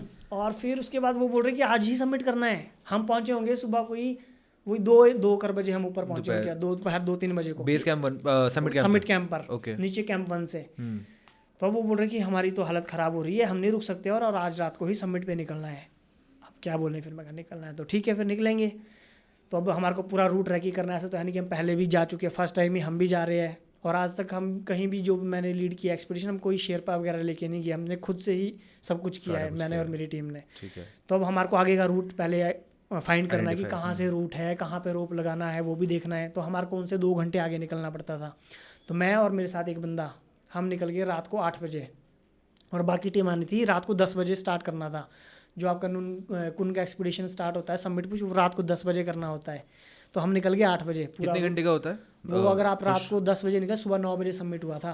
पूरी रात चलना है, जिसमें से 2 बार और हम नीचे आए, अभी सुनना, 2 बार वापस आना पड़ा हमारे को। तो अब वो जो 6 क्लाइंट बचे थे, चलना स्टार्ट, हम दोनों आगे आगे चले गए। हमने उनको बोल दिया कि एक पैच पे रो फिक्स हो गया, आप क्लाइंट्स को निकाल दो। तो ठीक 9:30-10 बजे वो निकल गए क्लाइंट्स। चलना स्टार्ट किया हमने, कम से कम 200-300 मीटर का जो आइस वॉल आता है, उसके बाद पूरा आइस वॉल है, खतरनाक आइस वॉल, क्रवासीज है, वहाँ पे हमने रो फिक्स कर दिया। अब हम रो फिक्स करके बैठे हैं वहाँ पे, मगर जब यहाँ पे बंदे पहुँच जाएंगे तो बाकी यहाँ से तो रिज है, यहाँ से हम साथ साथ में रो फिक्स करते हुए जाएंगे। हम उनका वेट कर रहे हैं, 1 घंटा हो गया वहाँ पे बैठे बैठे, और ठंड इतनी थी ना मतलब पहली बार मैंने देखा, जो मेरा फ्रेंड था उसकी बियर्ड थी, काफ़ी बियर्ड थी, उसकी बियर्ड्स में आइसिकल पहली बार मैंने लाइफ में देखा है कि भाई ये सच में होता है। और हम ऐसे कांप रहे बिल्कुल, इतनी ज़्यादा ठंड थी वहाँ पे। और वो आ नहीं रहे। मैं उनको वॉकिंग में कहा कर क्या रहे हैं यार, ये आ क्यों नहीं रहे है? बोले ये बहुत स्लो है, चल नहीं पा रहे। 1 घंटा वेट किया हमने वहाँ पे, रोप रूप फिक्स करने के बाद भी बैठे रहे, आ ही नहीं रहे वो। अब आगे कैसे जाए हम, क्या पता आगे की क्या कंडीशन है, वो पहुँचे ना पहुँचे। हमने पूरे रूट में फिक्स कर दिया, वो आए नहीं। फिर हमारे को वेट करना पड़ेगा, जब वो यहाँ तक पहुँचेंगे फिर हम आगे जाएंगे। तो वो पहुँच ही नहीं रहे हैं। वहाँ पे बैठे बैठे हम तो पूरे जम गए पूरे तरीके से। बड़ी मुश्किल से वो वहाँ पहुँचे। जैसे ही मेरे पास पहुँचे, एक लड़की भी थी उस ग्रुप में, वो लड़की वहाँ पहुँच के बोलती है कि मुझसे नहीं हो पाएगा, प्लीज़ मेरे को वापस छोड़ दो। मैं कहा यार वापस छोड़ दूँ? मैं कहा आप, और देखो क्या होता है कि जब भी आप बड़े क्लाइंट, यही हमारे इंडियंस में थोड़ी सी दिक्कत है कि आप सीधा बड़ा सोचते हो ना, अगर आप उस चीज़ के लिए रेडी नहीं हो। जब हम बुकिंग्स ले रहे थे, उन्होंने बोला हमने ये किया है, हमने कोर्स किए हैं, वी आर प्रोफेशनल, सब कुछ आता है। उसके बाद वहाँ से वो बोल रहे हैं कि यार हम नहीं उतर सकते अपने आप से, हमारे को आप हेल्प करो। अब वो तो हमारे लिए क्लाइंट्स है, तो हमें तो हेल्प करनी पड़ेगी। तो अब वहाँ से सोचो, मैं पूरा वो आइस वॉल उसको लेके नीचे उतरा, उसको सेफ पॉइंट पे छोड़ा। फिर वहाँ से मैंने बोला कि देखो अब पूरा ग्राउंड है, सीधा कैंप दिख रहे, चले जाओगे ना? फिर भी वो बोल रहे कि यार डाउट है। मैं कहा क्या डाउट है यार? ये मत बोलो कि आप छोड़ के आए उसको वहाँ तक। नहीं, वहाँ तक नहीं गया, फिर वहाँ तक नहीं गया मैं, वहाँ तक मैं कहा यार आइस वॉल उतार दिया, अब सीधा जाना है कैंप पे, चलो। मैं बाकी टीम भी देख, बड़ी मुश्किल से उसको रेडी किया। फिर उसको एक वॉकी दिया कि जब आप कैंप पे पहुँच जाओगे मैसेज कर देना, फिर उससे बात करते। जैसे ही ऊपर पहुंचा, दूसरा बंदा रेडी है वहाँ पे। सोचो वो आगे मेरी टीम वाले रोप लगा रहे हैं, वो आगे बंदा एक जुमार में लटक गया है पूरा। वो जुमार फंस गया है उसका। उसमें क्या है, बर्फ जमी रहती है ना, और वो पूरा अटक गया। वो ना आगे जा रहा है ना पीछे जा रहा है, और बीच में क्रवास है पूरा वर्टिकल। वो 10 मिनट से पूरी टीम वहीं पे लटकी। मैं आया ऊपर, मैं देख रहा हूँ, मैं कहा ये लोग यहीं पे अभी तक कर क्या रहे हैं? ये देख रहा हूँ तो वो बंदा जुमार में लटका है एक, वो ना आगे जा पा रहा है ना पीछे जा पा रहा है। और मेरे 2 बंदे टीम के आगे है, एक बंदा पीछे, बाकी क्लाइंट्स भी पीछे है, वो बीच में फंसा हुआ है। मैं कहा यार ये लोग अभी तक यहीं है, नीचे से टॉर्चें दिख रही है, टॉर्च दिख रही है मेरे को। तो उस टाइम बजा हुआ रात का कोई 1-1:30-2 बजे होंगे। बाप रे। और 10 बजे के निकले? 10 बजे के निकले हैं। मैं कहा यार कर क्या रहे? बोले इसने जुमार फंसा दिया, अब इसके आगे ना जा रहा। वो हो गया पूरा एग्जॉस्ट हो गया वो बंदा, 10 मिनट से लगा है उसी में वर्टिकल में, वो कुछ नहीं हो रहा है। फिर अब वो ऐसी जगह में कि ऊपर वाले भी हेल्प नहीं कर सकते, नीचे वाले भी हेल्प नहीं, वो बीच में लटका है बिल्कुल वर्टिकल, और सीधा नीचे क्रवास। मैं कहा क्या है भाई? फिर तो मैं कहा दिक्कत है। रात का समय फिर उस ऊपर वाले बंदों ने रोप फेंकी उसको, फिर उसको अटैच किया। फिर वो नहीं खुल रहा है बिल्कुल भी, जो जुमार है वो खुल ही नहीं रहा है। वहाँ पे सिर्फ रोप काटने का ही ऑप्शन है, और कुछ ऑप्शन नहीं है। फिर उसको बोला, मैं कहा तू रोप काट अपनी, और उस दूसरी रोप उन्होंने फेंकी, वो उसको बांधी जो ऊपर से। ये फेज 1 की रोप थी ना, जो आप लोगों ने फिक्स की थी हमने, वो काटनी पड़ी क्योंकि वो जुमार फंस गया ना उसमें। तो वो काटी, उसको दूसरी रोप से बांधा, फिर उसको धीरे धीरे वापस नीचे उतारा। बाकी वहीं थे अभी, जो 2 टीम मेंबर थे वो ऊपर थे, बाकी लोग सारे नीचे थे। और जो बंदा एग्जॉस्ट हो गया था उसने भी हाथ करके, बस मेरे को तो सांस ही नहीं आ रहा है, मैं नहीं जा सकता, मेरे को भी आप वापस छोड़ दो। मैं कहा यार ये बड़ा पंगा है। मैं कहा भाई, फिर अपने एक टीम वाले को भेजा वापस दोबारा नीचे, वो उसको सेफ पॉइंट पे छोड़ के आया, कैंप भेज के आया। फिर कंटिन्यू वो ऊपर आया। फिर हम चलना स्टार्ट किया आगे जाके 2 क्लाइंट्स और वापस, मतलब ऐसे ऐसे करते करते सुबह के जब फर्स्ट लाइट पची, उससे 2 क्लाइंट्स बचे थे, बाकी सब रिटर्न। और मेरी टीम के 2 बंदे भी वापस उनको लेके वापस चले गए थे। फिर क्योंकि ज़्यादा बंदे वापस चले गए थे तो 2 बंदों को भेज दिया। तो उसमें सुबह जब पहली लाइट पड़ी ना, तब जाके मेरे को भी जाना ही है। उससे पहले तो रात को इतनी ठंड लग रही थी, सब कांप रहे थे सब। तो ज़्यादातर ने जो गिव अप किया वो ठंड की वजह से ही, क्लाइंट्स ने ठंड की वजह से गिव अप किया, पाँव बिल्कुल फ्रॉस्ट बाइट हो रहा है, ऐसा हो रहा है, वैसा हो रहा है। तो सुबह के 6 बजे तक सब वापस से, सिर्फ 2 बचे थे जिन्होंने सबमिट किया। हमारा सबमिट हुआ है सुबह 9 बजे, सुबह के 9 बजे सबमिट हुआ है हमारा। फिर हम सबमिट करके सोचो वापस पहुँचे हैं कैंप पर नीचे, 12 घंटे का पुश। और इतना टायर्डनेस था वो पूछो मत। वापसी में बहुत टाइम लग गया। और जो फाइनल रीच थी उसमें क्या है कि सबमिट आपको दिख रहा है सामने, बट वो आ ही नहीं रहा है क्योंकि वहाँ पे सिर्फ आप 2 कदम चल पाते हो। जब आप 6000 मीटर के ऊपर जाते हो ना, 6500 के बाद, तो सिर्फ 2 स्टेप आप दे पाते हो। उसके बाद तो आप हाँफने लगे। इवन हमारी जो कंडीशन थी, 2 स्टेप हम चल रहे थे, रेस्ट कर रहे, 2 स्टेप चल रहे थे, रेस्ट कर रहे थे। तो वैसे वैसे करके हमने सबमिट किया और 2 बंदे ही कर पाए उस सबमिट को। फिर वापस आए, फिर जैसे ही कैंप पे पहुंचे तो वहाँ तो फिर तबीयत सबकी बिगड़ने लग गई। सब बोल रहे हैं, किसी को सिर दर्द हो रहा है, किसी को कुछ हो रहा है, हम तो यहाँ पे कुछ बिल्कुल भी नहीं बैठ सकते हैं। तो हम वापस पहुँचे होंगे कोई कितने 2 बज गए होंगे हमारे को, 1-2 बज गए होंगे कैंप पर। जब हम पहुँचे सब रेडी है कि यहाँ नहीं रुक सकते, हमारी तबीयत ख़राब हो रही है, आज ही नीचे जाना है। हमारी तो ऐसी हालत हुई। तो उसी दिन सब टेंट उंट फोल्ड करके वहीं से पैकअप करके सब वापस आए। और अब मेन टास्क था कि इन सबको सेफली पहुंचाना है, वापस पहुंचाना है। और उन्होंने जब स्टार्टिंग में तो बोल दिया कि हमारे को सब कुछ आता है, रैपलिंग करना आता है, ये आता है, वो आता है, किसी को कुछ नहीं आता। वो दोबारा से अब वॉल उतारते उतारते जो अंधेरा हमारे को वहीं हो गया है, उसी में वॉल में लटके नीचे टॉर्च। इस पूरे पीरियड में आपने रेस्ट नहीं करा है ना? अब आपके सामने देखो ना, पहले नीचे ऊपर, फिर 2 बार नीचे ऊपर। और जो हमारी हालत, मैं और एक जो हमारी टीम में एक और बंदा है, हमारी 2 की हालत ऐसी थी ना, मैं बोलता भगवान। उस दिन मैं पहली बार बोला कि मैं माउंटेनिंग मतलब छोड़ रहा हूँ। मैं क्लाइंट्स वाला सिस्टम है वो बंद कर रहा हूँ भाई। करूँगा तो अपने लिए करूँगा, अदरवाइज मैं माउंटेनिंग भी छोड़ दूंगा। मतलब एक बात है ना कि अगर आप खुद से जा रहे हो, निकलो, कुछ भी दिक्कत है, कोई दिक्कत नहीं, आप सर्वाइव कर सकते। बट अगर आपके साथ रिस्पॉन्सिबिलिटी क्लाइंट्स की है, वो भी 7-8 बंदों की, जिनमें से 2 ऑलरेडी हेस हो गया है, बाकी की तबीयत ख़राब है, अभी आइस वॉल आपको उतरना, आइस वॉल में अगर छोटी सी मिस्टेक हो गई तो आप गए, बिल्कुल, तो वहाँ तो डेड बॉडी भी नहीं मिलेगी। मतलब इतना फॉल है, क्रवासीज इतने बड़े बड़े 30-30 40-40 फीट के क्रवासीज है, वो सारे आपको सेफली निकालने हैं। जब तक मैं पूरा वहीं पे रहता था, मानो एक क्लाइंट निकल गया, जब तक वो 8 के 6 के 6 बंदे निकलेंगे नहीं, तब तक मेरा दिल धड़कता रहता था। जब सब लोग हम कैंप 1 के नीचे वहाँ पे पहुँचे, वहाँ पर रोया हूँ मैं आधे घंटे तक। मैं कहा भगवान एक बार तूने बचा लिया, दूसरी बार कान पकड़े मैंने। टीम वालों के साथ बोला है मैंने, मैं कहा भाई कान पकड़े। तो अभी हमने क्या प्रोसेस रखा है कि जो हम इस साल ग्रुप लेके जाएंगे 7000 का, पहले हम उनको सेम इस बार हम नून जाएंगे, नून उससे हाइट में ज़्यादा है तो डिफिकल्ट नून है ज़्यादा। कुन से मुझे कुन ज़्यादा लगी, कुन ज़्यादा लगा, कुन ज़्यादा डिफिकल्ट लगी, बट जो हाइट है वो नून की ज़्यादा है। ओके, तो अब हमने क्या प्रोसेस रखा है इस साल से कि देखो इसमें क्या है, पैसा ही सब कुछ नहीं है ना, आपकी लाइफ भी मैटर करती है, ऊपर से रिस्पॉन्सिबिलिटी बहुत ज़्यादा होती है। तो अगर आप टेक्निकली फिजिकली हर चीज़ से प्रिपेयर नहीं हो तो आप 7000 नहीं कर सकते। वो आपको भी रिस्क है, हमारे को भी रिस्क है। तो इस साल से हमने रखा है कि पहले आप आओ, 3 दिन 4 दिन हम आपको पहले 6000 मीटर पे टेस्ट करेंगे कि आप जाने लायक हो या नहीं हो। अगर हमें लगता है कि यू आर कैपेबल, आप स्ट्रांग हो, फिजिकली टेक्निकली स्ट्रांग हो, तो फिर आप हमारे साथ चल सकते हो, ताकि हमारे को भी पता हो ना। एटलीस्ट अब देखो, ये तो क्लाइंट्स की बात है, हमारी टीम को मुझे कुछ हो जाता तो हमारे साथ तो ऐसे क्लाइंट्स हैं जिनको भाई कुछ जो नहीं पता, हमें तो छोड़ो, हम तो मरेंगे, पर वो खुद से वापस भी नहीं जा सकते। एटलीस्ट इतना तो हो कि अगर हमारे को कुछ हो जाए, वो इतने कैपेबल है कि वो खुद से सेफ जगह तक पहुंच पाए।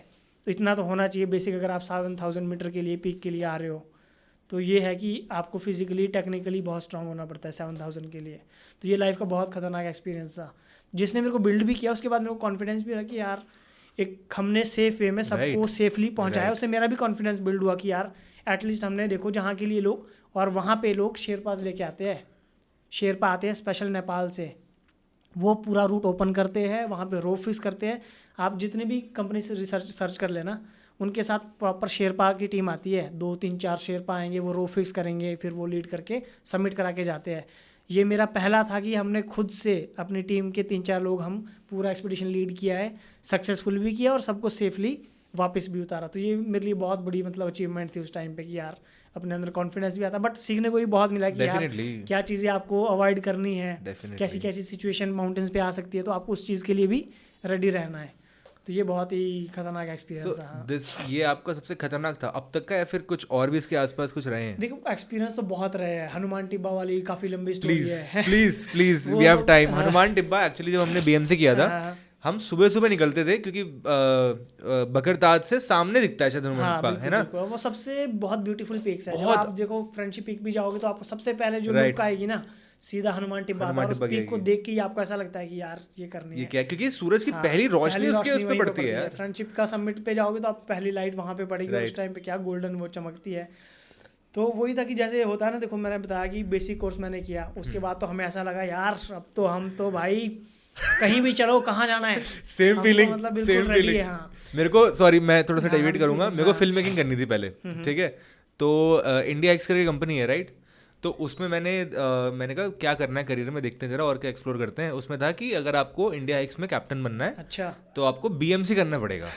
मैंने BMC करा, उसके बाद मैंने फिल्म मेकिंग छोड़ ही दी। मैंने कहा नहीं करना, अब यही देखेंगे तो वो हो जाता है। हाँ प्लीज कंटिन्यू। तो देखिए उससे पहले भी मैंने और एक चीज़ मैं और बोलना चाहूँगा, देखो जैसे जिस चीज़ का आपको पता नहीं होता ना उस टाइम आप करते हो। आप पहले जैसे मैंने आपको बोला, मैंने ट्रैकिंग ये बहुत पहले से स्टार्ट कर दिया है। इवन फ्रेंडशिप पीक मैंने तब सबमिट किया था जब मेरे को पता भी नहीं था कि क्या क्या ये क्या चीज़ होती है, एवलांच वगैरह क्या होता है, या क्रवासिस वगैरह क्या होते हैं। ट्रैकिंग मैंने बहुत पहले से स्टार्ट कर दी थी, तो उस टाइम पे डर नहीं था, हमारे को पता नहीं था कि यहाँ पे बर्फ़ में भाई करवास भी होता है, कोई खड्डा भी होता है, या कोई बर्फ़ खिसकेगी, एवलांच भी है, कोई पता नहीं था। तो हमने जनवरी के महीने में भृगु लेक किया है। जनवरी में जबकि आपका नीचे मनाली में बर्फ़ होती है ना, मनाली में 2 फीट बर्फ़ थी, हम 26 जनवरी को भृगु लेक सबमिट करके आ गए। सोचो, वो भी रिकॉर्ड है हमारा, 2 दिन में सीधा हमने भृगु लेक सबमिट करके वापस आ गए 26 जनवरी को, रिपब्लिक डे वाले दिन झंडा लहराने। तो उस टाइम कोई पता डर नहीं था ना, एक्चुअली आपको पता नहीं था कि भाई ये बर्फ़ टूट भी सकती है, आप इसमें फंस भी सकते हो। उस टाइम था कि हमारे अंदर जोश था, सीधा चलो।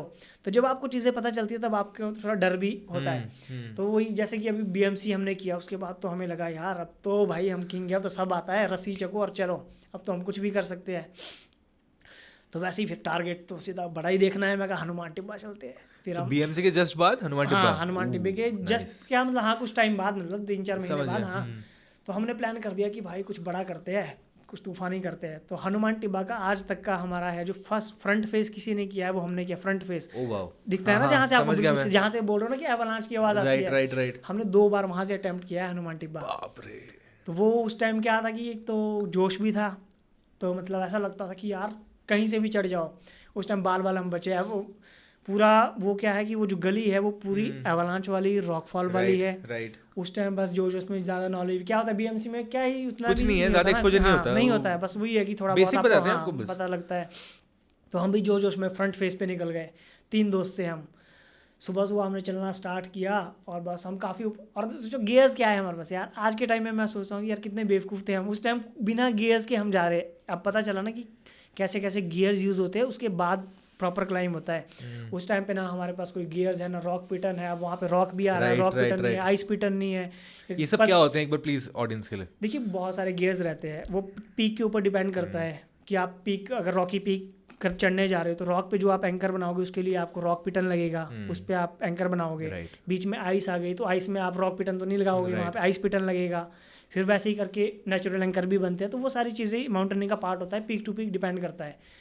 तो अब जैसे हम फ्रंट फेस हमने चढ़ दिया उस टाइम पे, तो हमारे को कोई वैसा नहीं, हमने सोचा ही नहीं कि हमारे पास गियर कितना है या क्या है। हम मेरे पास नॉर्मल बहुत, मेरी फर्स्ट आईसेक्स होती थी, बस वो एक सिंगल आईसेक्स, वो भी टेक्निकली नॉन टेक्निकल आईसेक्स, उसको लेके चले हम हनुमान टिब्बा क्लाइंब करने, 3 लोग। टेक्निकल पीक है वो तो, बहुत टेक्निकल, फ्रंट फेस बिल्कुल सीधा, मतलब कि फ्रंट फेस चढ़ना है उसका 90 डिग्री। चले हम काफ़ी ऊपर तक, कोई हमने 200 मीटर तक गेन किया होगा। उसके बाद जैसे ही सनराइज़ हुआ, हमने क्या रात को स्टार्ट हुई 2-3 बजे सुबह के टाइम। और जैसे ही सुबह सनराइज़ हुआ, और क्या है कि पीक पे जब वो पड़ता है तो वहाँ पे स्नो मेल्ट होता है ना, वो ऊपर से पत्थर गिरना स्टार्ट हो गया, रॉक फॉल होना स्टार्ट हो गया, सीधा आवाज़ें आ रही है। मैं कहा भाई, और ऊपर से 2-3 पत्थर छोटे छोटे बिल्कुल मुँह के सामने गिर रहे हैं। मैं कहा भाई भागो यहाँ से, मैं कहा, और सामने तो पूरा पहाड़ है। मैं कहा ये कैसे चढ़ेंगे हम। बस फिर मैंने बोला, मैं कहा वापस चलते हैं, फटाफट भागते हैं। मैं कहा तो हम 2 दोस्त हम आगे स्लाइड, जो बर्फ़ वाला गली थी वहाँ से बर्फ़ में फिसल के आ रहे हैं। तो एक दोस्त हमारा थोड़ा पीछे रह गया। पीछे से बहुत बड़ी आवाज़ आई कि एक एवलांच और रॉक फॉल हुआ मिक्स, पूरा दुड़ुम करके आवाज़ आई। मैंने पीछे देखा तो पीछे से इतने बड़े बड़े आइस के रॉक के पीस आ रहे हैं। मैंने सोचा मेरा दोस्त गया, उसको तो हम देख ही नहीं पाए, हम खुद साइड को हो गए और पूरा एक पत्थर था उसके पीछे छुप गए। और मेरा दिल धक धक कर रहा है। मैं कहा हमारा दोस्त चला गया उसमें, क्योंकि वो पीछे था, अब वो हमारे को नज़र नहीं आ रहा था और पीछे से एवलांच आया। हमने सोचा ये गया, धक धक धक धक करके, बस रोना आ रहा है मेरे को कि गया। फिर वो हमारे एवलांच पूरा हमारे मुंह के सामने से चला गया। मैं उसमें एवलांच में देख रहा हूँ, मैं कहीं इसमें दिखेगा मेरे को जाते हुए वो, और मेरा जो दूसरा दोस्त था वो भी देख रहा। फिर हम उसको आवाज़ें मार रहे हैं। मैं कहा गया गया गया, और वो एवलांच थोड़ी देर में चला गया नीचे। हम आवाज़ें मारे, वो कहीं दिख नहीं रहा। हमने सोचा 100% वो तो गया, मतलब अब रोना आ रहा है, क्या करें। थोड़ी देर बाद उसका हल्का सा सिर दिखा ऊपर निकल रहा है वो खड्डे से। वो पता नहीं कैसे बच गया, उसने छलांग मार दी, एक होल था वहाँ पे ना, वो साइड को कूद गया और एवलांच साइड से निकल गया और वो बाल बच गया। कान पकड़े, मैं कहा भगवान फटाफट यहाँ से उतरो फटाफट नीचे। 1 घंटा लगा हमारे को नीचे उतरने। जैसे ही हम नीचे सेफ पॉइंट पे पहुँचे, और मतलब कोई 9 साढ़े 9 बज गए होंगे, और ज़्यादा धूप तब की थी। ऊपर से जब एवलांच आया ना, इतना बड़ा एवलांच आया, मतलब बेहोश होने वाले थे। हम सोचो हम सेफ पॉइंट पे हम पहुंच गए, पर वो एवलांच वहीं से आया जहाँ से हम क्लाइम कर रहे थे, प्रॉपर वहीं से जहाँ से पहले वाला आया था। जहाँ से पहले वाला तो आया ही था, बट जिस रास्ते पे गए आप लोग गए थे। हाँ सेम वहीं से आया। और वो इतना बड़ा था कि पूरी की पूरी बिल्डिंग मतलब नहीं आती है, समझ गया। और जहाँ पे हम नीचे अपने कैंप के पास पहुँचे, हम कैंप के पास पहुँच के बस पहुँचे ही थे हम, कोई 5 मिनट भी नहीं होंगे, हम पानी पुनी पी रहे गर्म कर रहे हैं वहाँ पे। इतनी बड़ी साउंड आई जैसे अर्थक्वेक, मतलब कि बहुत बड़ा ब्लास्ट हो गया कहीं पे। और जब ऊपर हमने देखा ना, तो ऊपर से देख रहे कि पूरा एक पहाड़ टूट के आ रहा है उसी गली से। सोचो अगर वहाँ पे होते ना, हमारी तो लाश तो छोड़ो, हड्डियाँ भी नहीं मिलनी थी। मैं कहा भाई ये क्या है। और वो एवलांच जस्ट हमारे कैंप के थोड़ा सा कोई 50 मीटर बाद जाके रुका, 50 मीटर बाद जाके वो वहीं पे रुका, और उस गली से सेम। अगर उस टाइम वहाँ पे होते तो फिर हमने सोचा कि यार हम बच गए भगवान। मैं कहा फिर मैं कहा बाल बच गए। उस दिन तो नींद भी नहीं आई, फिर हम वापस आ गए घर को। जब एवलांच फटता है, जब हम लोग बीएमसी, आपने जब सेम जगह ट्रेनिंग हुई है हमारी, तो जब वहाँ पे करते देखा कि कैसे जब कुछ भी अगर छोटा सा भी आता है ना एवलांच, उसकी आवाज बहुत फटता है, वो रॉक फटती है, ऐसा लगता है कि किसी ने ब्लास्ट करा है उसको, गिरा है पूरा। अगर माउंटेन पे ये भी होता है कि एवलांच बेसिक छोटा, आवाज़ बहुत ज़्यादा उसकी गूंजती है, आवाज़ भी गूंजती है ना। फिर उसमें कुछ रॉक भी आते हैं, आइस भी आता है, तो वो हम बच गए। फिर फ्रंट फेस का प्लान हमारा कैंसिल। फिर भी जो चूल्हा वो तो है ही है कि भाई करना तो है ही है। मैं कहा ऐसा करते हैं फ्रंट फेस छोड़ देते हैं, जो मेन रूट है वहीं से चलते हैं। अब मेन रूट भी ऐसा तो है नहीं कि हम पहले गए हैं, कुछ पता नहीं है। तो जिन्होंने किया, एक मेरा दोस्त है, उनसे हमने ऐसे ही पूछा, उन्होंने भी काफ़ी पहले किया था कि यार हमने हनुमान टिब्बा जाना है, क्या क्या कैसे कैसे रूट है, कहाँ से जाना है। तो उन्होंने बताया कि ये टेंटू गली चढ़नी है, फिर वहाँ पे पास आएगा, फिर आपको पूरा। तो आपको फर्स्ट अटेम्प्ट में रूट भी नहीं मालूम था? कुछ नहीं, कहाँ से मालूम होगा ना। तो वही तो कि हमारे को पता ही नहीं है कि जाना कहाँ से है, वो तो बस ये है कि जाना है। और ऐसा भी नहीं कि हम किसी को लेके जा रहे हैं जो पहले गया हो, बस ऐसे ही कि उसने बताया कि ये गली चढ़ जाओ, इसके बाद यहाँ पे ऐसा पास आएगा, वहाँ से घूम के हुए ऐसा जाना है पीछे, फिर वहाँ से सीधा समिट जाना है। हम भी, मैं कहा ठीक है। मैंने पूछा कितने दिन लगते हैं, तो बोल रहा है कि हम तो पूरा ग्रुप लेके गए थे, 10-12 दिन में गए थे। 10-12 दिन का टाइम नहीं है। मैं कहा हमारे पास भाई 12 घंटे में करेंगे हम। सोचो पीक देख के जो उसने रूट मैप बताया, उसको हमने डिसाइड कर लिया कि 12 घंटे में, कि हम तो इसको 12 घंटे में चलेंगे। कुछ नहीं, हमने टेंट भी नहीं लेके जाना, फास्ट जाएंगे, सुबह मतलब रात को स्टार्ट कर देंगे, सबमिट करके वापस आ जाएंगे। 3 दोस्तों का प्लान बन गया जी ये। तो ये सबसे बड़ी गलती है मेरी लाइफ की उस टाइम की, कि हमने माउंटेन्स को चैलेंज किया। और माउंटेन्स को कभी भी आप चैलेंज मत करो, और अंडर एस्टिमेट तो बिल्कुल मत करो कि यार कुछ नहीं है। वो मेरी लाइफ के जो सबसे लेसन मिला है वो मेरे को इसी पीक से मिला है। और मेरी लाइफ चेंज भी यहीं से हुई है। यहाँ तो हम मर गए थे, मतलब ऑलमोस्ट डेड थे, पर पता नहीं कैसे बच गए। वो कुछ शायद भगवान ने लिखा होगा किस्मत में, बट जो मेरी लाइफ की सीख मिली है मेरे को वो इसी पीक से मिली है। तो उसके बाद हो गया जी, सेट हो गया प्रोग्राम। तो मेरे कज़िन का गेस्ट हाउस है मनाली में, वहाँ पे ही हम रुकते थे। तो मैं सिर्फ पता था मेरे कज़िन को, उसकी गर्लफ्रेंड को, कि हम ऐसे ऐसे जा रहे हैं। और हम 3 दोस्त निकल पड़े। उसी ने हमारे लिए परोंठे बढ़िया पैक करके दिए, कि वो बोल रहा था कि और कुछ भी चाहिए। मैं कुछ नहीं, एक परोंठा दो। सेम टीम पहले वाली 3 दोस्त, हाँ सेम कि हमने प्लान किया कि हम मनाली से निकल जाएंगे गाड़ी से, हम धुंधी जाएंगे, धुंधी से हम रात को 1 बजे चलना स्टार्ट कर देंगे, ठीक है। और 12 घंटे का हम टारगेट देते। मैंने बढ़िया पोस्ट भी कर दिया कि हम तो 12 घंटे में हनुमान टिब्बा। उस टाइम होता है ना कि आप हाँ कि आप दिखाते भी हो कि यार मैंने ऐसा करना है वैसा करना है। तो हमने लिख दिया हनुमान टिब्बा चैलेंज 12 आवर्स, और हम निकल पड़े। तो धुंधी से हम बड़े खुश होकर जा रहे। डाला क्या हमने सामान, वो जो उसने परोंठे पैक किए वो, 1-2 बिस्कुट के पैकेट और पानी की एक बोतल। मैं कहा चल पानी तो मिल जाएगा। कोई हमारे पास बुटेन गैस नहीं है, कोई टेंट नहीं, कोई स्लीपिंग बैग नहीं। मेरी जो कज़न की गर्लफ्रेंड है बोल रही भैया कि अंदर से कपड़े गर्म ले जाओ। मैं कहा नहीं यार, चलते हुए गर्मी लगती है, हम तो बहुत प्लान था ये। मैं कहा हम तो बहुत फास्ट क्लाइंब करने वाले हैं, और चलते हुए जब आप चलते हो मैं कहा गर्मी लगती है तो ज़्यादा कपड़े नहीं लेके जाने। मैं कहा हम तो अभी जाएंगे, शाम को वापस आ जाएंगे। मैं कहा तो मैंने एक पतला सा डाउन जैकेट डाला, अंदर से कुछ नहीं पहना। मैं कहा चलो, बहुत जोश में चले। एक रोप थी हमारे पास, आईसेक्स थी, और अपना पर्सनल गियर था बस, और एक छोटा छोटा बैग। 3 दोस्त हम निकल पड़े जी। पहुँचे हम ब्यासकुंड, कोई 2-1 बजे हम ब्यासकुंड पहुँचे होंगे सुबह के। तो वो गली है, बहुत डेंजरस गली है वो, जो उसका पार्ट आता है ना हनुमान टिब्बा का, टेंटू गली, वो बहुत डेंजरस है और काफ़ी लंबी भी है। उसमें बहुत रॉकफॉल हो गया, एवलांचेस हो गए, वो सारा उसमें काफ़ी आता है। तो उस टाइम भी ज़्यादा हमारे को पता नहीं था एवलांच क्या है। मैं देख लेंगे जो भी होगा।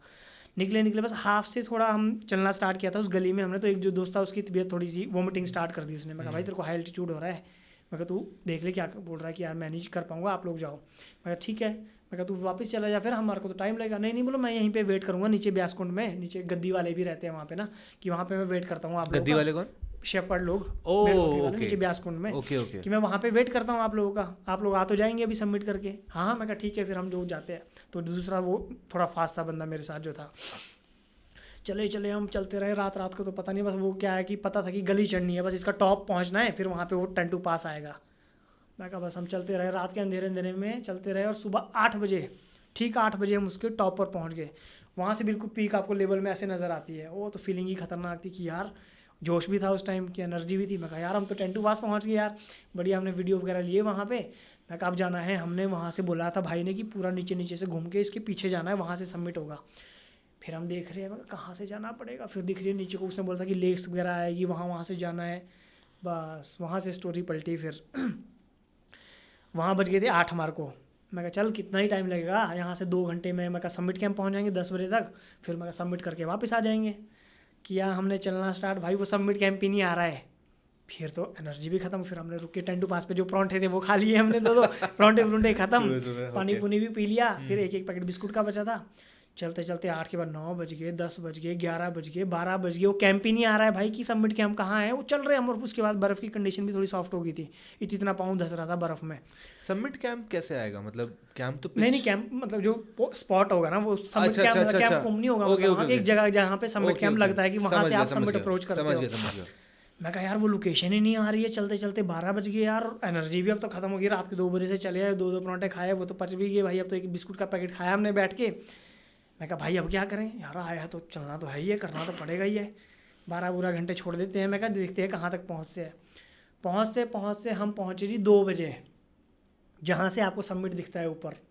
ओ पूरी ब्लैक आइस की वॉल दिख रही है, उसमें क्रवासीज दिख रहे हैं, फिर ऊपर चोटी पे सबमिट दिख रहा है। मैं कहा वहाँ से कम नहीं तो 10 घंटे का सबमिट पूछता वो। और आप लोग उस टेंट नहीं थे ना, हमारे पास टेंट है ना हमारे पास एनर्जी है। 2 बज गए, कुछ नहीं है, 2 बज गया सोचो। फिर भी चुल, मैं कहा भाई करेंगे। मैं कहा चलते हैं, गए हम। मैं कहा निकल जाते, देखी जाएगी। मैं कहा थोड़ा सा आगे चले हम, 2 से कोई 3 बजे, 3 से 4 बजे सबमिट बच गया था हमारा। कोई 250-300 मीटर बचा था सबमिट पे। रोप अप होके चले, बीच में मैं देख सकता हूँ स्टोरी कहाँ जा रही है। सोचो अब बज गए है जी शाम के 4:30। बहुत बढ़िया। फिर मेरे को रियलाइज़ हुआ है कि बाबा ये तो सीन हो गया। अब ना हम है ऊपर के, ना है हम नीचे के, एनर्जी बिल्कुल ख़त्म, और सांस ही नहीं लिया जा रहा है।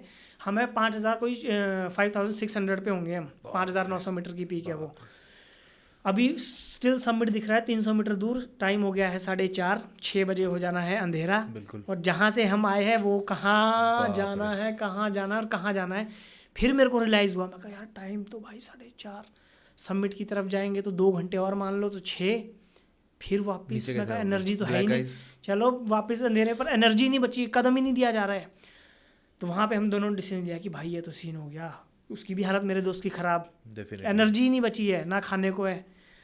भाई अब क्या करें, कि हम बोलो सबमिट रहने देते हैं और वापस भी ऐसा करते हैं जहाँ से हम फ्रंट फेस जहाँ से हम चढ़ रहे थे ना, कि वापस वहाँ से चलते हैं, सीधा वो रिज जाएंगे और सीधा ब्यास कुंड निकलेंगे नीचे सीधा, मतलब शॉर्टकट मारेंगे जो फर्स्ट अटेम्प्ट में गए। हाँ बस वो हमारा सबसे बैड डिसीजन था लाइफ का, जिसने हमारे को मौत के घाट उतार दिया था। अब हमारे देखो उस टाइम अकल भी देखो कि हाँ भाई हम गूगल मैप चला रहे हो, ऊपर गूगल मैप से देख रहे हैं कि हाँ ये रिज जाएगी ऐसे और ये निकलेगी सीधा ब्यास कुंड को नीचे। अरे कितने बेवकूफ़ थे हम। आज हमें रियलाइज़ होता है कि वो कैसे कैसे डिसीजन हमने लिए, कोई तुक ही नहीं था। बट उस टाइम पे कि हाँ यहाँ से जाएंगे तो अभी कम से कम हमारे को तो 10 घंटे लगेंगे वापस ब्यास कुंड पहुँचने में, कितना चल के आए हम, यहाँ से तो हम 2 घंटे में पहुँच जाएंगे। हाँ ऐसा करते यहीं से चलते हैं। तो जो हमारे अंदर बची खुची एनर्जी थी, 5 बजे हमने चलना स्टार्ट किया, 7 बजे तक चले ना वो रिज मिली, बल्कि मरने से बच गई। एक जगह पूरी खाई आ गई, पूरी नीचे कोई रास्ता नहीं, अंधेरा भी हो गया और सब कुछ गेम ओवर। अब जो मेन रास्ता था वो भी हमने छोड़ दिया, अब उसका भी पता नहीं, और हम अलग ही रास्ते में भटक चुके हैं। 2 घंटे जो एनर्जी थी वो भी हमारी वेस्ट हो गई है। तब जाकर रियलाइज़ हुआ, मैं कहा भाई अब तो हम मर गए। अब बैठे ऐसे पकड़ के क्या करें, थक गए, एनर्जी नहीं, पूरे होंठ सूख गए, होंठ फटने लग गया, डिहाइड्रेशन हो गई है, पानी नहीं है, खाना नहीं है। मैं कहा भाई अब क्या करें, अब तो पंगा हो गया। फिर मैं कहा बाबा अब तो क्या करें 10 मिनट तक हम ऐसे ही बैठे रहे। मैं कहा मर गए, अब तो क्या करें। फिर ऐसा करो, मैं कहा जहाँ से आए हैं अब वहाँ से चलना स्टार्ट करते हैं। बोलो भाई पर एनर्जी नहीं है, 10 कदम भी नहीं चल पा रहे थे हम, मतलब 10 कदम दे रहे थे फिर बैठ रहे थे, 10 कदम दे रहे थे, 10 भी क्या, फिर तो ऐसा हो गया था कि चल ही नहीं रहे थे, हाथ खड़े कर दिए। बोलो भाई ऐसा करते हैं, कहीं नाइट कहाँ गुजारे। फिर ऐसे एक बड़ा दूर हमारे को जो रिज थी वहाँ पे एक बोल्डर दिख रहा था कि उस बोल्डर के पास चलते हैं। अब चलने की तो एनर्जी नहीं है, वापस वो सवाल ही पैदा नहीं है कि एनर्जी नहीं है कैसे चलेंगे। तो बैठे हम उस पत्थर के नीचे, मैं कहा यहीं रुक जाते, अब क्या करेंगे, और कोई ऑप्शन नहीं है। बैग बुक था हमारा, तो बैग ऐसे करके बैठे हम कितना उस टाइम तो बॉडी गर्म थी, रियलाइज़ नहीं हुआ क्योंकि पूरे दिन चले, हाँ, बॉडी चले गर्म थी। हार्डली हमारे को होंगे 15 अरे मिनट बाप रे। और सनराइज़ हो गया 7 बज गए, 6:30 7 बज गए, सन भी चला गया। 15 मिनट हार्डली होंगे, उसके बाद हम कांपने लग गए, कांपने। मैंने सोचा भाई अभी तो 7 बजे है, पूरी रात यहाँ पत्थर के बाहर कैसे काटेंगे, मर जाएंगे हम तो यहाँ पे हाइपोथर्मिया से मर जाएंगे। और वो 5300 मीटर की बात है, 5300 मीटर पे थे हम। 15 मिनट में दोनों ऐसे कांपने लगे। मैं कहा भाई ये नहीं बनेगी बात, मर जाएंगे। मैं कहा यहाँ तो काट ही नहीं सकते, ठंड में कांप मर जाएंगे। मैं कहा क्या करें फिर भाई, चलते चलते कम से कम चल जितना कदम चल पाएंगे, बॉडी तो कम से कम गर्म रहेगी बस। वहीं से हमने वापस चलना स्टार्ट किया। जो हमारे फुटप्रिंट बने थे ऐसे मर मर के चल रहे हैं, मतलब जॉम्बी बन गया था हमारा पूरा, बस वो फुट स्टेप देख रहे चल रहे हैं। आधे घंटे बाद रियलाइज़ हुआ कि ये क्या हो रहा है, हवा चलना स्टार्ट हो, बर्फ़ पड़ने लगी। देख रहे हैं बर्फ़ पड़ रही है, पूरा मतलब आधे घंटे के अंदर मौसम ऐसा चेंज हुआ, ऐसा चेंज हुआ। मैं कहा बस भाई आज तो मर गए। मैं कहा स्ट्रॉम सीधी हवा आ रही है सामने से और पूरी स्नोफॉल हो रहा है, पूरा वेदर चेंज हो गया। अब हम जाते हैं यहाँ से सीधा बैक एंड स्टोरी पे कि अब बैकअप में क्या हुआ रहा था। अब जो हमारा दोस्त था वो तो नीचे था, वो सोच रहा है कि बंदे, वो जो एक बंदा छूटा था पीछे। अब ये जब हम वापस आए उसकी स्टोरी जब बंदों ने बताया ना क्या क्या हुआ उसके बाद। तो वो बंदा पहले तो 3-4 बजे तक वेट करता रहा। अब हम आए नहीं तो वो भी क्या करता, वो चला गया वापस नीचे होम स्टे और सचिन वगैरह के पास कि चल बंदे आ जाएंगे। अब रात के वहाँ पे बज गए, वहाँ की स्टोरी अब ये, वहाँ पे बज गए रात के 8-9-10, हमारा कोई खबर नहीं, 10 बज गए शाम के। अब मेरे कज़न वगैरह परेशान किया। और मनाली में हो रही है ऐसी, जैसे बादल कैसे फटता है वैसे ही तूफान चला था मनाली में, बारिश हो रही थी। क्योंकि ऊपर बर्फ पड़ रही नीचे और तो। बंदे हो गए परेशान कि यार यहाँ ये हालत है तो ऊपर तो भाई बंदे मतलब मर जाएंगे। ना उनके पास टेंट है, ना स्लीपिंग बैग है, कुछ भी नहीं है। और रेस्क्यू ऑपरेशन कैसे होगा इस मौसम में? कुछ नहीं होगा। और रात को वो क्या करेंगे, अब रात को बोलें भी तो बोलें किसको। और कुछ नहीं, उस टाइम कोई विदाउट परमिशन कुछ नहीं था हमारे को पता ही नहीं था क्या परमिशन है क्या कुछ है। हम तो सीधा निकले हैं, तब वो किसी को बोल भी नहीं सकते हैं। तो जो हमारा तीसरा फ्रेंड था वो भी किसी को नहीं बोल सकता, वो सीधा आया कज़न वगैरह को बोला उसने कि भाई ऐसा ऐसा सीन है। तो उन्होंने 10 बजे तक वेट किया, नहीं कोई पता चला। तो अब आ जाते हैं वापस हमारे वहाँ पे। अब हम है जी, अब आगे सामने से आ रही है बिल्कुल तेज़ हवा, पूरी बर्फ़ ही बर्फ़ चिपक गई है और ना चला जा रहा है, प्यास से गला सूख रहा है, पूरी हालत सिर्फ खराब एक है। डाउन जैकेट और पतली सी जैकेट। भाई मैं कहा नेगी था वो, किन्नौर का था। मैं कहा मर गए, अब क्या करें, रो रहे हैं क्या करें। फिर सडनली आइडिया आया कि हमारे को कोर्स में भी, और उससे पहले हमने एक बार इग्लू बनाए थे बर्फ़ के ऐसे ही विंटर में। सडनली एकदम से क्लिक हुआ। मैं कहा बर्फ़ खोदते हैं भाई, बर्फ़ खोदते हैं। मैं कहा इसमें टनल बनाते हैं। सीधा वो था 40 डिग्री का स्लोप था जहाँ हम चढ़ रहे थे ऊपर को ना वापसी को। सीधा हमने कुछ नहीं सोचा, बर्फ़ खोदना स्टार्ट किया और उसमें एक टनल बना दी हमने अंदर को। ऐसा स्लोप था ना, उसमें सीधी टनल बना दी हमने। आधे घंटे तक खोदते रहे हम, बॉडी भी गर्म हो गई खोदते खोदते। और वो हमने कोई 4 से 5 फीट का बना दिया अंदर, इतना सा होल। उसके अंदर घुस गए हम ऐसे करके, और ऊपर से जो बर्फ़ थी उसको ऐसे चिपका के अंदर घुस गया हम। उसमें इतनी सी जगह थी, आज भी याद है मेरे, 2 बंदे ऐसे करके बैठ गए हम उसमें। फिर उसमें बोल रहे नहीं अब क्या करें, और एक दूसरे के, और ना फ़ोन बैटरी ऑफ, सब कुछ ख़त्म हो गया। मतलब नहीं होता। टाइम हो रहा होगा कोई शाम के 8:30-9 बजे होंगे। बस हम उसके अंदर बैठे हुए। फर्स्ट टाइम जो हेलुसिनेशन मेरे को वहाँ पे स्टार्ट हुआ, फर्स्ट टाइम जो मेरे साथ एक्चुअल में फील हुआ वहाँ पे। बस हम ऐसे बैठे हैं अंदर, मैं हाथ रब कर रहा हूँ अपने, कंटिन्यू हाथ, बॉडी गर्म रखने का ट्राई कर रहा हूँ मैं। और उसको ही बोल रहा हूँ कि बस हाथ रब करता रहे। बेचारा वो भी हो गया। कभी कभी नींद के झपके लग रहे हैं, हमारे को होता है ना कि थके हैं पूरा दिन, यस। बस हाथ रब कर रहे हैं, ऐसे ही पता ही नहीं चल रहा क्या हो रहा है अंदर। एकदम से मेरे को आवाज़ आई कि किसी ने बाहर से कोई मेरा नाम ले रहा है, रिकी रिकी रिकी। हेलुसिनेशन मतलब मेरे को स्टार्ट हो गया। मैं कहा नहीं कोई ढूंढने आया है हमारे को। फिर जब मेरे को रियलाइज़ हो कि हम है कहाँ पे, मैं कह रहा ढूंढने, यहाँ कौन ढूंढने आएगा, चल मेन रास्ते में भी होते। अब मेन बात क्या थी कि हम उस रास्ते में भी नहीं थे ना, हम तो अलग ही जो उसके चक्कर में निकले, हम तो रास्ते से भी अलग है, वहाँ पे तो कोई पहुँच भी नहीं सकता ढूंढने। मैं कोई नहीं, फिर मैं बाहर सिर निकाल के देख रहा हूँ तो बाहर ऐसा स्ट्रॉम चला है ना, हवा की आवाज़ आ रही है, सिर्फ मुंडी निकाल के देखा मैंने तो। फिर वापस मैं कोई नहीं है बाहर। तो वो सबसे लंबी रात थी मेरी लाइफ की। मैंने अपने जितने भी देवी देवता है सबके नाम, मैं कहा भगवान ये रात काट दे, सुबह तक जिंदा रख दे। वहाँ पे टेम्परेचर होगा कोई -20 डिग्री आराम से, और हम तो बर्फ़ के अंदर है। सोचो पूरी रात में ऐसे हाथ मल रहा हूँ, बस ये वेट कर रहा हूँ कि सुबह कब होगी। अब उसमें सोचो नींद कैसे नींद आएगी आपको, नींद का तो सवाल ही पैदा नहीं। इवन मैं अपने दोस्त को जगा रहा हूँ, सोना नहीं है, क्योंकि हाई एल्टीट्यूड पे क्या होता है कि ऊपर से हाई एल्टीट्यूड है, अगर आप वहाँ पे सो गए एक बार तो फिर हो सकता है कि हाँ वो भी। तो मेन टास्क की बस पूरी रात काटनी है, जिंदा रहना है बस। पता नहीं मेरा अब तो याद भी नहीं कि कैसे कैसे वो रात काटी। सुबह की लाइट का वेट कर रहा हूँ मैं कि बस एक बार उजाला हो जाए। दोबारा हेलुसिनेशन हुई पूरी रात। फिर वही होता है ना कि भूत, मेरे को तो भूत से भी ज़्यादा डर लगता है मेरे को उन चीज़ों से भी। तो मेरे को बार बार वहम हो रही है कि बाहर से कोई आवाज़ें मार रहा है, हवा की आवाज़ आ रही है। मतलब उस रात को मेरे को भूत प्रेत भगवान सब दिख गया है। कोई आवाज़ें मार रहा है। फिर मेरे को पता लग गया कि मेरे साथ हेलुसिनेशन हो रहा है। फिर मैं इग्नोर कर रहा था कि क्या क्या हो रहा था? रिकी रिकी बाहर आओ, हम आए हैं, मतलब कोई हेल्प करने के लिए, जैसा होता नहीं कि आ रहे हैं। समझ गया। 1-2 बार 2-3 बार मैं निकला कम से कम बाहर। फिर मेरे को बाद में रियलाइज़ हो गया कि ये वैसा हो रहा है। उसके बाद मेरे को आवाज़ें कंटिन्यू आ रही है बट मैं निकल ही नहीं रहा हूँ। मेरे को पता ही है मेरे साथ वो हो रहा है। एक तो बॉडी भी आपकी पूरी सी एग्जॉस्ट हुई है, ऊपर से हेलुसिनेशन है और लेस ऑक्सीजन है। और मेरे दोस्त की भी सेम हालत, वो तो फिर कंधे पे बस पड़ा रहा, पर मैं उसको जगा रहा था बार बार, बस वेट कर रहा था कि एक बार सुबह की लाइट पड़ जाए। अब बड़ी मुश्किल से जी सुबह की लाइट आई, कोई 4-4:30 बजे। अब क्या हो गया कि जैसे पूरी रात हम एक ही पोजीशन में थे, बिल्कुल ऐसा तो था नहीं कि बढ़िया उसमें बेड बनाया है हमने टांग, ऐसे थे हम बिल्कुल इस पोजीशन में। वो पूरी रात हम एक ही पोजीशन में रहे ना, वो टांगे क्या है कि ठंड से वो पूरी अकड़ गई, वो नसें क्या है ठंड से जाम हो गई पूरी। सुबह सुबह मैं वो बर्फ़ से निकलने के बाहर निकलने के ट्राई कर रहा हूँ, कोई मूवमेंट ही नहीं, मतलब पूरी मूवमेंट बंद टांगों की। ओके। मैं कहा यार क्या हो गया, मैं कहा कुछ फंस गया, मैं कहा रोप, क्योंकि रोप हमने बिछाई थी नीचे। मैं कहा रोप में पाँव फंस गया, क्या हो गया, मैं कहा उठ ही नहीं पा रहा हूँ मैं। क्या वो उस बारे में ध्यान नहीं कि पूरी रात हम ऐसे ही कुकड़ू की तरह बैठे हैं, पूरे 6-7 घंटे 8 घंटे आप एक ही पोजीशन में बैठे, वो भी इतनी ठंड में, वो तो पूरा पाँव जाम हो गया और ऊपर से आपकी बॉडी इतनी एग्जॉस्ट है, बॉडी नहीं मूव कर रही है, टांगे सीधी नहीं हो रही है। मैं कहा नेगी उसको उठाया, उसकी तो और हालत, वो तो बेचारा ऐसे करके बैठा था, वो तो पूरी उसकी बहुत बुरी हालत थी, पर वो जिसकी जिंदा था। नेगी उठ, सुबह हो गई 4:30 बजे, 4:30-5 जो का टाइम होता है उस टाइम सबसे ज़्यादा ठंड उस टाइम होती है। सुबह का जो टाइम होता है ना 4-5-6, उस टाइम बहुत ज़्यादा ठंड होती है। तो अब मैंने अपने हाथ लगाए नीचे, हाथ से मैं अपने आप को ऐसे ही सिर निकाल रहा हूँ, सिर में बाहर हल्की हल्की लाइट दिख रही है, फुटप्रिंट गायब, पूरा बर्फ़ पड़ी है आधा फुट वहाँ पे, फुटप्रिंट तो छोड़ो कुछ भी नहीं दिख रहा है, पूरा एक नया ही माहौल, क्योंकि जिस टाइम हम आए थे उस टाइम कुछ और था, उसके बाद रात को इतनी बर्फ़ पड़ी, पूरा सब कुछ टर्न ही चेंज हो गया।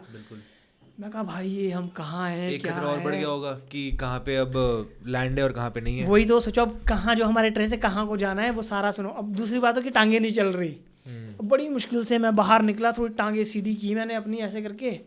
मैं कहा भाई और वेट तो बिल्कुल दे ही नहीं पा रहा हूँ मैं, इन दोनों टांगों पे वेट नहीं दिया जा रहा है। फिर मैं ऐसे बाहर निकला, बाहर क्या ठंड, सुबह के 4 बजे, मतलब भाई पूछो मत क्या ठंड थी ना वो, क्योंकि धूप तो आई नहीं थी, वो खाली लाइट आई थी। जब तक प्रॉपर सनराइज नहीं होता, सन नहीं आता, तब तक तो गर्मी लगती नहीं है।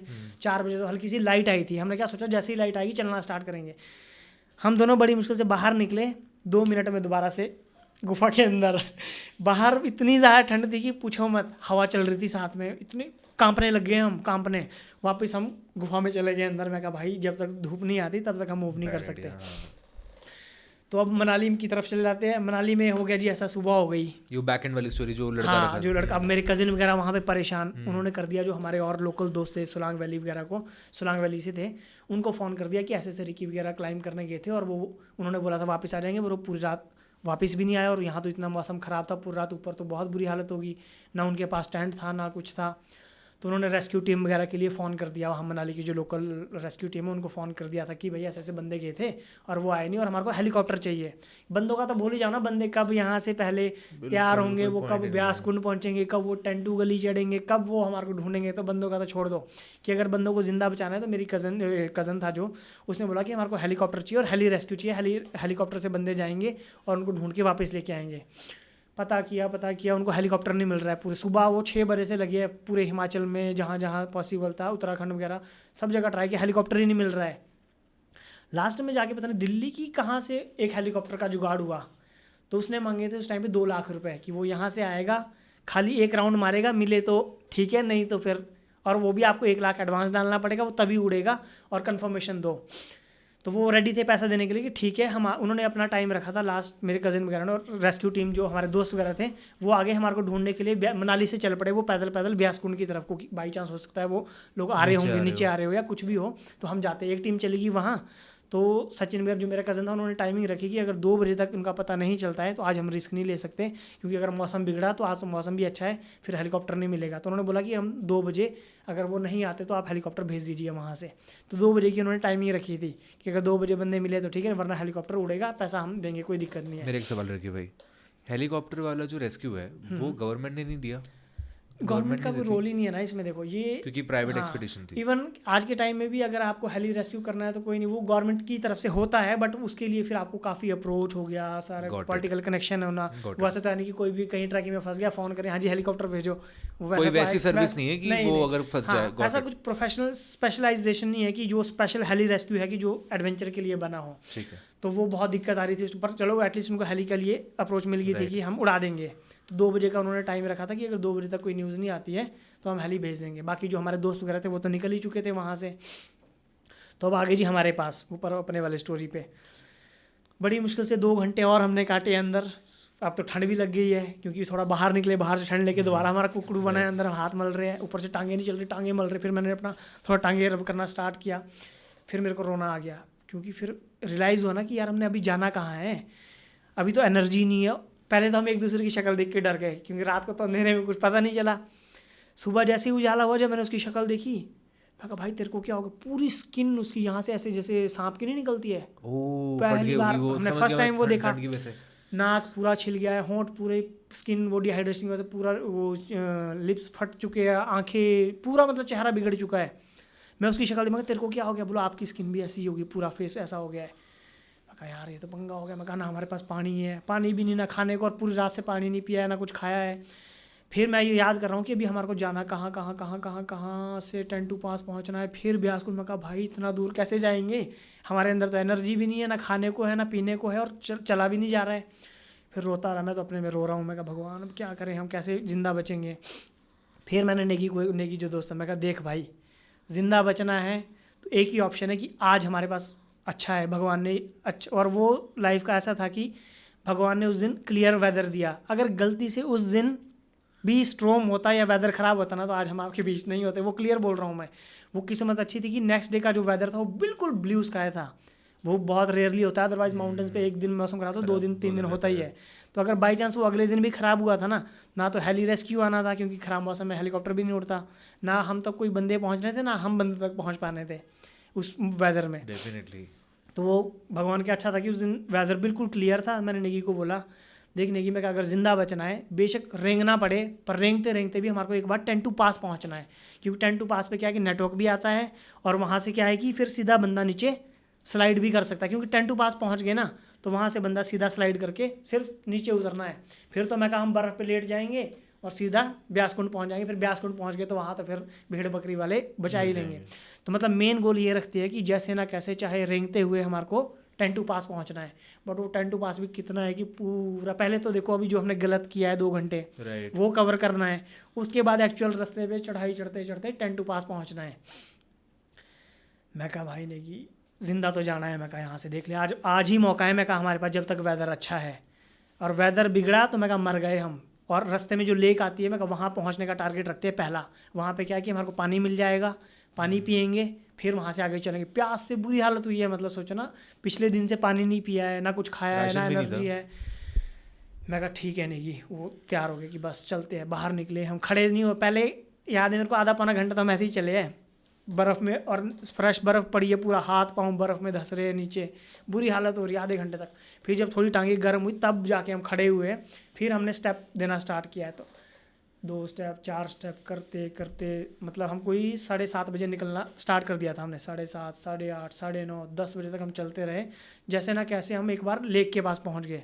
वहाँ पे हेलुसिनेशन ये हुआ मेरे को कि पत्थर होते हैं ना पहाड़ पे, वो पत्थर के जैसे लगते कि आदमी जैसे है ये। वो वहाँ से आदमी लग रहा है। मैं 15 मिनट तक उसको आवाज़ें मार रहा हूँ, हे बचा लो, हेलो हेलो कर रहा हूँ, वो हिल ही नहीं रहा है। मैं 15 मिनट तक ऐसे ही कर रहा हूँ उसको। मैं कहा बचा लो। वो लग रहा है कि वो आदमी खड़ा है वहाँ पे।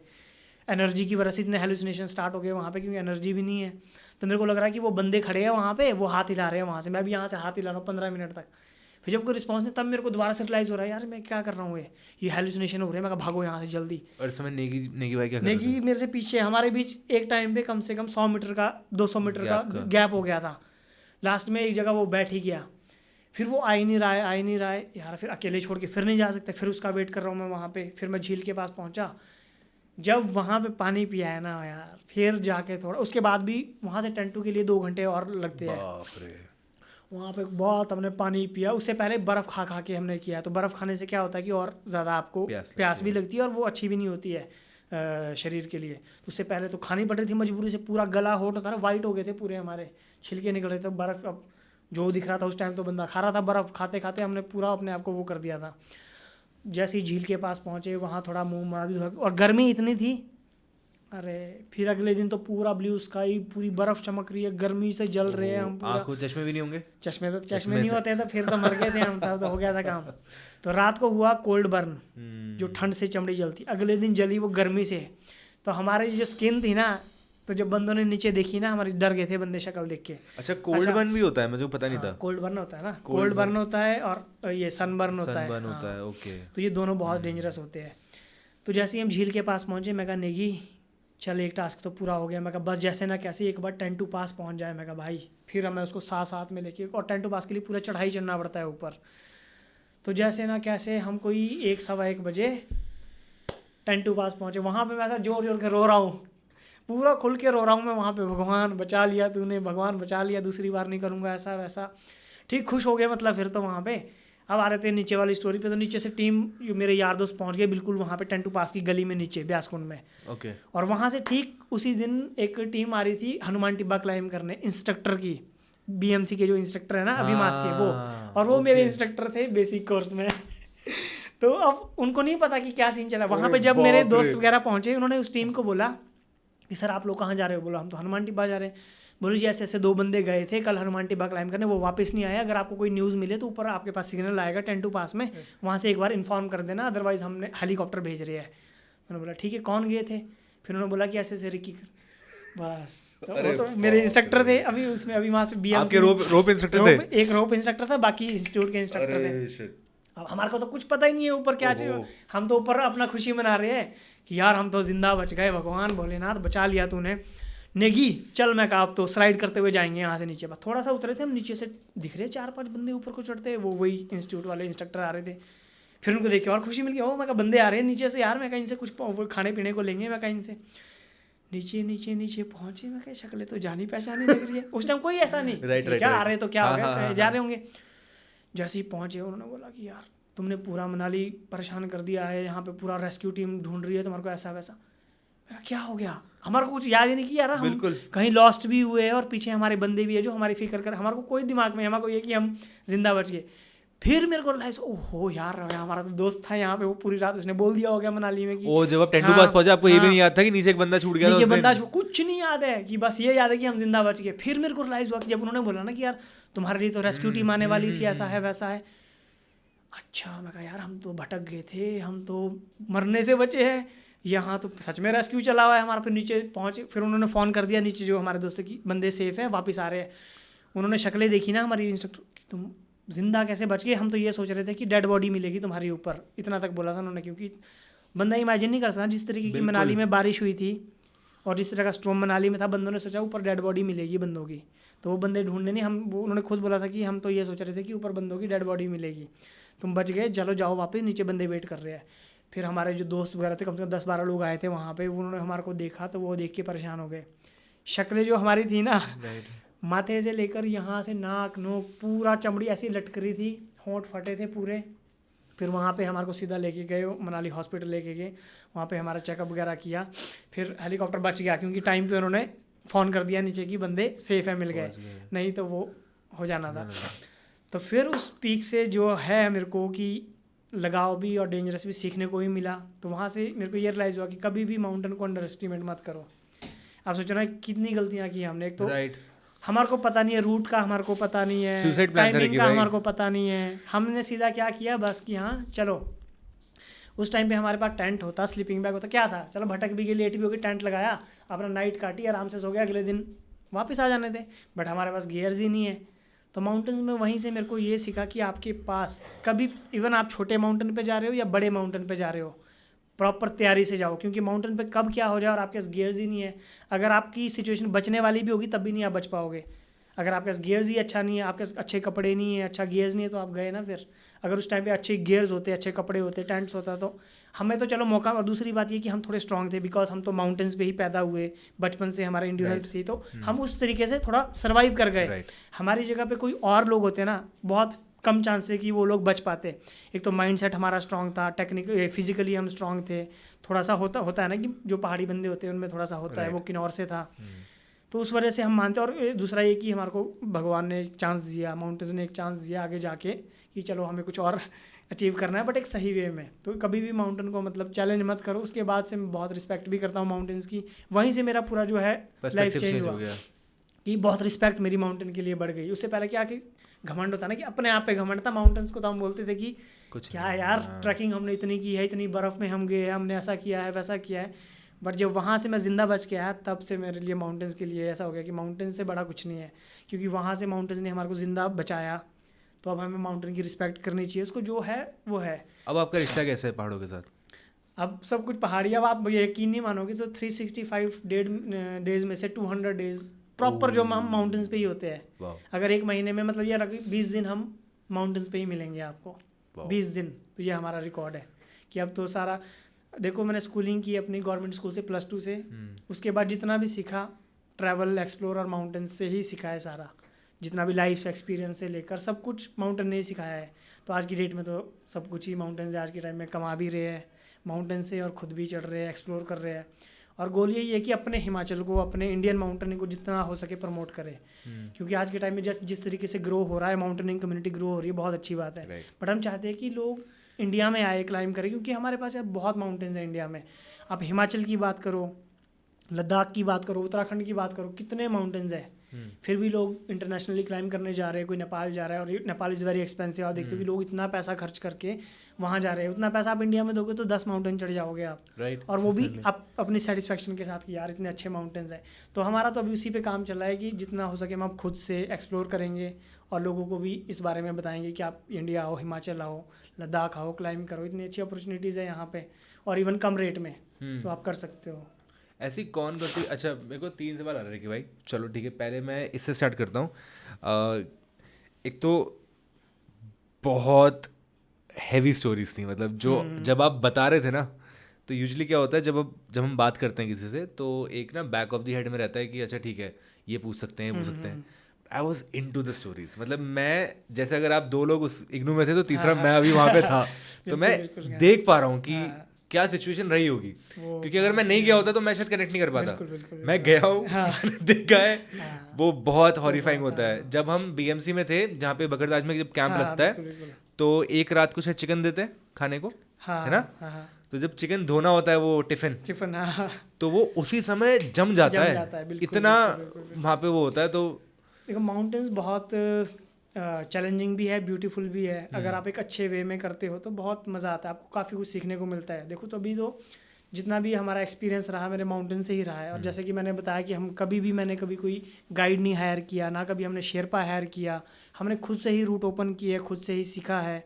तो आज के टाइम में मैं कॉन्फिडेंटली बोल सकता हूँ कि मैं मेरी टीम के साथ मिलकर हमारे अंदर इतना एक्सपीरियंस है कि कोई भी हम अनक्लाइंड पिक करने जाते हैं तो अभी हमारे को पता है कि यार हमने रूट कैसे फाइंड करना है, कौन सा हमें रूट लेना चाहिए, कहाँ पे हमारे को रिस्क ज़्यादा है, कहाँ पे क्रवासीज हो सकते हैं। तो अभी अपने आप से तो ये एक्सपीरियंस नहीं आता। ये आप जितना आप माउंटेन से कनेक्टेड रहोगे, आप माउंटेन्स के टच में रहोगे, जितनी बार आप माउंटेन्स पे जाओगे उतना ज़्यादा आपको नॉलेज आती रहेगी। इवन वेदर की भी सेम रहती है कि वेदर कब कौन से क्लाउड से कितना ज़्यादा मौसम डेंजरस हो सकता है, स्नोफॉल गिर सकती है, नहीं गिर सकती है। तो ये सारे एक्सपीरियंस आपको माउंटेन से ही आते हैं जितना आप माउंटेन्स में रहोगे। रिकी भाई, आपने अनक्लाइम्ड पीक्स का भी जिक्र करा कि इंडिया में बहुत सारी हैं। हाँ। तो पहला सवाल कि कौन कौन सी हैं, और दूसरा सवाल कि एक क्लाइम्ड पीक को चढ़ने में क्या डिफिकल्टीज आती हैं एज कम्पेयर टू जो क्लाइम्ड पीक्स होती हैं ऑलरेडी? देखिए सिंपल सा है, देखो जो पीक्स ऑलरेडी क्लाइम हो चुकी है वहाँ का रूट ऑलरेडी बन चुका है कि लोगों को पता है कि भाई लोगों ने यहाँ से क्लाइम किया है, अगर यहाँ से किया तो यहाँ से जब उन्होंने किया तो हम भी कर सकते हैं, हम भी सेम रूट लेंगे और वहाँ से हम क्लाइम करके इसको आ सकते हैं। तो जैसे फ्रेंडशिप पीक के रूट एक ही रूट है, अब कब से क्लाइम हो रही है, हनुमान टिब्बा भी क्लाइम हो रही है, जितने भी क्लाइमेबल पीक है वो क्लाइम हो रही है, तो उसका एक रूट ऑलरेडी बन चुका है। तो वही रूट को फॉलो करते हुए लोग जो नए क्लाइंबर आते हैं वो जाते हैं। बट अनक्लाइम्ड पीक में क्या होता है कि उसका मज़ा अलग है कि आप फर्स्ट टाइम एक पीक देखी आपने, अब आप फर्स्ट टीम हो या फर्स्ट बंदे हो जो उस पीक को क्लाइम करने जा रहे हो, तो एक पीक को क्लाइम करने के लिए कई रूट हो सकते हैं। आप अपना रूट बनाना है आपको, आप साउथ से जाओ, ईस्ट से जाओ, या फ्रंट फेस जाओ, या राइट से जाओ, रिज से जाओ, कहीं से भी आप जा सकते हो, तो वो आपको चूज़ करना होता है। तो आपको किस तरीके से वो चूज़ करना है कि आपको देखना है कि सबसे सेफ रूट कौन सा हो सकता है, वो आपको चूज़ करना है। अगर आपको एक पीक पे जाने के, मानो आपको सामने पीक दिख रही है, तो आपको 3 रूट दिख रहे हैं उसके, हो सकता है 4 दिख रहे हो, जितने भी आपको नज़र आ रहे हैं, एक ये साइड दिख रही है, एक सेंटर से दिख रही है एक लाइन, एक आपको रिज होते हुए दिख रही है, तो आपको चूज़ करना है कि इसमें सबसे सेफ़ कौन सी हो सकती है। सेफ़ मीन्स कैसे कि आप जब क्लाइंब कर रहे हो कि बीच में आपको कौन कौन सी टेक्निकलिटी आ रही है, आपको रॉक फॉल का चांस कहाँ पे लग रहा है कि इस पॉइंट से जाऊँगा तो यहाँ ऊपर से रॉक फॉल ज़्यादा हो सकते हैं, उसको नेगोशिएट करना है, वहाँ से नहीं जाना है। फिर आप देखोगे कि आपको कहीं करवासीस तो इसमें बीच में नहीं आ रहे हैं, या आइस कैसी हो सकती है, हार्ड आइस है, तो वो सारा आपको रेकी करनी है पहले। आप ऐसे नहीं करोगे कि आप सीधा निकले और चले जी सबमिट करने। आप आधे तक गए, उसके बेस तक गए, वहाँ से आपने रखी कि यहाँ से ये पिक कैसी है, 3-4 दिन आपको लगेंगे रेकी करने में। देन आप एक फाइनल रूट डिसाइड करके जो आपको सबसे सेफ लगता है, तब आप उसके लिए अप्रोच कर सकते हो। फिर आपको पूरा उस हिसाब से अपना गियर्स लेके जाना है, क्योंकि आप फर्स्ट टाइम जा रहे हो। तो फर्स्ट टाइम पे ऐसा नहीं कि आप खाली आपको आइस दिख रही है ऊपर पे कि आइस है तो मैं खाली आइस पिटन लेके जाऊंगा, नहीं। हो सकता है बीच में रॉक आ जाए, आपका रॉक पिटन नहीं है तो क्या करोगे, एक्सपीडिशन फेल हो जाएगा। तो वहाँ पर आपको रॉक भी लगेगा, आइस भी लगेगा, जितना भी एंकर है वो सारा आपको कैरी करके जाना पड़ेगा, क्योंकि हमें आइडिया नहीं है ना कि बीच में कौन सा चैलेंज आ जाए। तो उस प्रिपरेशन से जाना पड़ता है पूरी तैयारी से, ताकि अगर बीच में कोई भी ऑब्स्टिकल आता है तो हम उसके लिए रेडी रहते हैं। और बैकअप टीम, जैसे मैंने बोला कि आपकी बैकअप टीम हमेशा होनी चाहिए। ऐसा नहीं कि आपका बैकअप प्लान माउंटेन्स पे आप जा रहे हो, प्लान ए के साथ प्लान बी कंपलसरी है। ये प्लान एक ही प्लान के साथ कभी भी माउंटेन पे नहीं जाना चाहिए। तो वो रहता है कि अगर आप नई पीक को जा रहे हो तो काफ़ी सारा चैलेंजिंग रहता है, बट मज़ा आता है। अगर आप 6000 मीटर की पीक करते हो तो बहुत बढ़िया। और हिमाचल में बहुत सारी पीक्स है, अभी आप सीबी रेंज में चल जाओ, फिर आपका बड़ा शिगरी ग्लेशियर साइड जाओगे तो बहुत सारी पीक्स है, वहाँ पे भी अनक्लाइंब पीक्स भी है, और बहुत अनएक्सप्लोर्ड पीक्स भी है जो 90s में सिर्फ एक बार क्लाइंब हुई है, उसके बाद से कोई गया नहीं है वहाँ पे। मुलकिला हो गया, वैसी काफ़ी पीक्स है अभी भी इंडिया में। अभी जैसे कि फॉरनर्स आते पपसुरा वाली साइड, उन्होंने वहाँ से स्नोबोर्डिंग की थी डाउन, वो पहले पीक उन्होंने क्लाइंब किया, उसके बाद स्नोबोर्डिंग करके वो डाउन आए नीचे स्की करते हुए। तो फॉरनर्स भी आते हैं। आप मियाड़ वैली चले जाओ, किश्तवाड़ साइड चले जाओ, बहुत सारी पीक्स है इंडिया में जो अभी तक अनक्लाइम्ड है, अनएक्सप्लोर्ड है। और आप चूज कैसे करते हो उस पीक को? क्या चीज़ चूज कैसे करते हो कि इसको करना है या इसको करना है? बस जो दिल में लग जाए, सामने देखने से, एक तो आपको देखने से फील आता है ना, सबसे कनेक्शन फील होता है। अभी देखो, अभी मेरा क्या है, मेरी टीम जब भी मेरे में नोटिस, अब कहीं भी हम जा रहे हैं, इवन स्पीति जाते हैं हम, तो कई बार हमारे को साइड में माउंटेन एकदम रुक के पहले ही पीक फाइंडर निकालता हूँ मैं, उसको देखता हूँ, सेव करके अपने पास नोट डाउन कर लेता हूँ। जो पीक आपको दिख रही है बस उसको आप नोट कर लो, उसके कोऑर्डिनेट्स नोट कर लो, अगर अच्छी लग रही है आपको बस प्लान करो। बट वही है कि अभी थोड़ा सा देखो हमें दिक्कत क्या आ रही है कि अभी जैसे मैंने बताया कि वाइट एक्सपीडिशन भी हमें चलाना पड़ रहा है, तो अपने लिए थोड़ा सा टाइम निकालना, उसमें बना हमारा शौक तो ये है कि हम अपने लिए ज़्यादा टाइम दें और साथ साथ में हम लोगों को भी करवाएं। बट अभी क्या है कि अर्निंग के लिए भी हमारे को देखना पड़ रहा है, फैमिली भी देखनी है, अपने आप को भी देखना है, तो साथ में बिजनेस को लेके चलना। अभी नहीं तो हमारे को जैसे भी क्यागरी है, एक ही पीक पे भी मैं ये इसी साल जनवरी में हमने 3 एक्सपीडिशन की है, ये 4th है। एक ही पीक पे मैं अभी 4थी बार जा रहा हूँ, सोचो। तो अभी इसके बाद और होंगे, तो एक ही पीक पे कई बार हमारे को 10-10 बार भी जाना पड़ता है। तो एक साल में हमारे तकरीबन 50 एक्सपीडिशन निकलते हैं एज अ क्लाइंट। तो एक पीक पे कई बार हमारे को 5 बार 10 बार भी जाना पड़ता है। तो क्या करें, पर ऐसा नहीं लगता कि हम बोर हो रहे हैं। हर बार एक नई टीम के साथ, मैं उसके साथ, तो बहुत अच्छा लगता है। मतलब फिर बीच में हम टाइम निकालते हैं अपने लिए, कभी भी हमारे को 6 दिन का टाइम मिला, अपना कुछ प्लान किया, कोई बढ़िया सी पीक, अनक्लाइंब पीक, चलो। तो कोई ऐसी पीक है जहाँ पे आपका बार बार जाके मन नहीं भरता, मतलब यू लव दैट पीक? नहीं, ऐसा तो कुछ नहीं है। देखो मेरा हर बार कहीं भी जाता हूँ मेरे को अच्छा ही लगता है। अब क्लाइंट के साथ, क्योंकि क्लाइंट के साथ क्या होता है कि तो नए लोग आते हैं, उनको अपना एक्सपीरियंस शेयर करना, उनको एक सक्सेस, उनकी सक्सेस में आजकल हमें ज़्यादा मज़ा आता है। क्योंकि लोग क्या करते हैं, देखो अपना एक तो छुट्टियाँ बहुत कम मिलती है लोगों को, और एक वो ड्रीम लेके आते हैं कि यार मैंने फर्स्ट 6000 मीटर अपना करना है। तो जब वो 6000 मीटर पर चढ़ते हैं और जो उनकी खुशी होती है ना, वो खुशी देख के हमारे को भी ऐसा लगता है यार वाह, एक किसी का सपना पूरा करने में आप उसकी हेल्प कर रहे हो। और mountaineering is a big dream कि भाई कोई 6000 मीटर अगर सपना देखता है कि मैंने यार अपनी लाइफ का फर्स्ट 6000 मीटर करना है और उसको सक्सेसफुली अचीव करना और कोई अच्छी पिक करनी है, तो फिर बहुत मज़ा आता है। फिर उनको सक्सेसफुली वहाँ तक पहुँचाना, सेफली उतारना, तो वो हमें भी अच्छा लगता है फिर उसमें, उनकी सपने में कि हम किसी की हेल्प कर पा रहे हैं। तो ये है कि चला है अच्छा, बढ़िया। ठीक है। मेरे को ये पूछना था कि भाई जैसे कोई भी बंदा स्टार्ट कर रहा है, माउंटेनियरिंग स्टार्ट कर रहा है, हम इस पे भी बात कर रहे थे कि एटमॉस्फेयर जो है माउंटेनियरिंग के लिए as a profession is growing in India, right?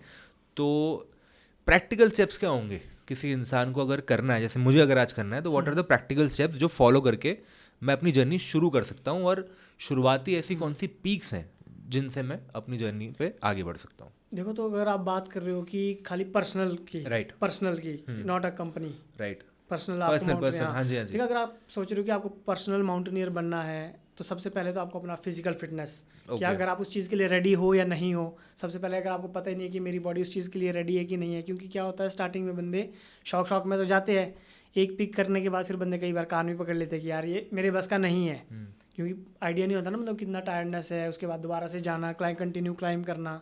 तो वो सारे अगर आपको लगता है कि यस यार ये चीज़ मेरे लिए है, तो आप उसके लिए वही सबसे पहले जैसे कि आप माउंटेनिंग कोर्स करो, बेसिक कोर्स करो, then advance course is required कि अगर आपने प्रोफेशनल काफ़ी आगे तक माउंटेनिंग करनी है तो आपको बेसिक भी करना पड़ेगा, एडवांस भी करना पड़ेगा। तो ये दोनों कोर्स कर दिया आपने, उसके बाद देन आप स्टार्ट करो स्टेप बाय स्टेप कि आप कोई पीक्स देखो, किसी एक्सपीरियंस बंदों के साथ अपना एक ग्रुप बनाओ, एक्सपीरियंस बंदों के साथ छोटी पीक से स्टार्ट करो। जैसे फ्रेंची पीक आपने क्लाइंब की, उसको सक्सेसफुली आपने क्लाइंब किया, वैसे ही आप छोटी छोटी बिगनर्स लेवल की पहले पीक देखिए, 3-4 पीक आपने अच्छे से क्लाइंब कर ली, उसके बाद आप 6000 मतलब स्टेप वाइज आपको जाना है। कि ये नहीं कि जैसे मैंने बोला था कि BMC किया सीधा हनुमान टी बाम चल पड़े, वैसा नहीं। ये एक चीज़ ही आपका एक्सपीरियंस जो आपको मिलेगा वो स्टेप बाय स्टेप मिलेगा। ये नहीं कि आप अगर गलती से आप 7000 चढ़ भी गए आप सोचोगे कि अब तो मैं एक्सपीरियंस, वो नहीं है। स्टेप बाय स्टेप 5000 चढ़ो, 5000 की कई माउंटेन चढ़ो, देन 6000 चढ़ो। तो ऐसे ही करते हुए अगर आपने 8-10 पीक अच्छी कर ली है, उसके बाद आपको एक्सपीरियंस धीरे धीरे खुद मिलता रहेगा। तो ऐसे करके आप अपना इसमें कर सकते हो। और दूसरा ये कि आपका गियर्स, कि जैसे माउंटेन्स का गियर्स बहुत एक्सपेंसिव है और ये माउंटेन स्पोर्ट्स भी एक्सपेंसिव है, तो आप कब तक हायरिंग में भी मिल जाता है, बट वो ये कि आप कितनी बार हायर करोगे इतनी पीस के लिए। तो सबसे पहले तो आप थोड़ा सेविंग करके अपना एक गियर इकट्ठा कीजिए सबसे पहले। जैसे आप कोर्स करते हो उसी टाइम पे आप सेविंग स्टार्ट कीजिए, अपना एक पर्सनल गियर अपना रेडी रखिए, अपनी पर्सनल किट एटलीस्ट, कि आपके पास अपने जूते हो, अपने क्रैम्पॉन्स हो, अपनी हार्नेस हो, आइसेक्स हो, जो भी पर्सनल गियर लगता है वो आपके पास होना चाहिए, ताकि आपको हायर ना करना पड़े। अदरवाइज़ आपको हायर करना पड़ेगा, और हायर भी अगर पॉसिबल हो तो अब मिले ना मिले तो वो भी दिक्कत रहती है। तो आपके पास अपना गियर्स होना चाहिए प्रॉपरली, एंड देन उसके बाद आप अच्छे से एक स्ट्रॉन्ग टीम के साथ प्लान करो और क्लाइंब कंटिन्यू करो। तो आप इस तरीके से अपना एक स्टार्ट कर सकते हो। तो उसके बाद जब आपको लगता है कि आपके अंदर अब काफ़ी एक्सपीरियंस या नॉलेज आ गई है, तो उसके बाद फिर आप ग्रुप लीडिंग कर सकते हो किसी कंपनी के साथ, कि आप कंपनी को बोलो कि आप अपना रिज्यूम भेजो कि मैंने ये पीक्स क्लाइंब की है सक्सेसफुली। तो उसके बाद आप एक्सपीडिशन लीडर बन सकते हो। तो कोई भी कंपनी आपको हायर करके अच्छा 4000-5000 रुपये पर डे आप इनकम कर सकते हो। हाँ, या तो फिर आप अपना भी कर सकते हो फिर स्टार्ट। क्योंकि माउंटेनिंग फील्ड में क्या है कि अगर आप खुद एक्सपीरियंस हो तभी आप पे लोग ट्रस्ट करेंगे। राइट। अभी यू आर नॉट, जैसे ट्रैवल कंपनी तो है कि चलो भाई ट्रैवल करवा रहे हैं, कोई दिक्कत नहीं। अगर आप बीइंग अ माउंटेनियर हो तो माउंटेनियर बंदे पहले देखेंगे कि मैं अपनी लाइफ किसके साथ जा रहा हूँ, डेफिनेटली। तो वो पहले सर्च तो करेंगे ही। वो ऐसा तो नहीं कि किसी के साथ भी कि हाँ जी मुझे ले चलो माउंटेन्स पे, क्योंकि माउंटेन्स सो मच रिस्क ना। तो पहले अगर आपकी प्रोफाइल स्ट्रॉन्ग है, आपके पास एक्सपीरियंस, तो लोग आपका एक्सपीरियंस आज की डेट में एक्सपीरियंस देखेंगे कि आपका एक्सपीरियंस अच्छा है, तभी आपके साथ लोग आने को रेडी रहेंगे। तो इस फील्ड में आपका अगर एक्सपीरियंस अच्छा है तो आप कंटिन्यू 4-5 साल अपना क्लाइंब करो, उसके बाद आप किसी भी कंपनी के साथ या अपनी कंपनी आप स्टार्ट कर सकते हो माउंटेनिंग में। ठीक है। And what are some best mountaineering schools in India? Mountaineering school तो देखो सभी जगह सेम ही ट्रेनिंग, जो फॉर्मेट होता है ना, जो अब रॉक हो गया, आइस हो गया, स्नो हो गया, फॉर्मेट सबका सेम ही रहता है। बस वही है कि कहीं में कुछ फैसिलिटीज़ अलग होगी, बाकी बेस्ट है। जैसे आपका मनाली, अभी मास मनाली कर लो, HMI कर लो, निम कर लो, सभी इंस्टीट्यूट बहुत अच्छे हैं, सेम ट्रेनिंग मिलेगी, सब कुछ सेम ही रहेगा। जो पैटर्न होगा बेसिक का कि आपको रॉक ट्रेनिंग देंगे, आइस ट्रेनिंग देंगे, स्नो में देंगे, सब चीज़ें आपको सेम ही सिखाएंगे। उसमें ऐसा नहीं होगा कि यहाँ पे आपको ये चीज़ सिखाएंगे, वहाँ पे आपको कुछ डिफरेंट सिखाएंगे। डिफरेंट होगा बस वहाँ के एटमॉस्फेयर का थोड़ा सा कुछ एक चीज़ होगा, तो वो आप कहीं से भी कर सकते हो।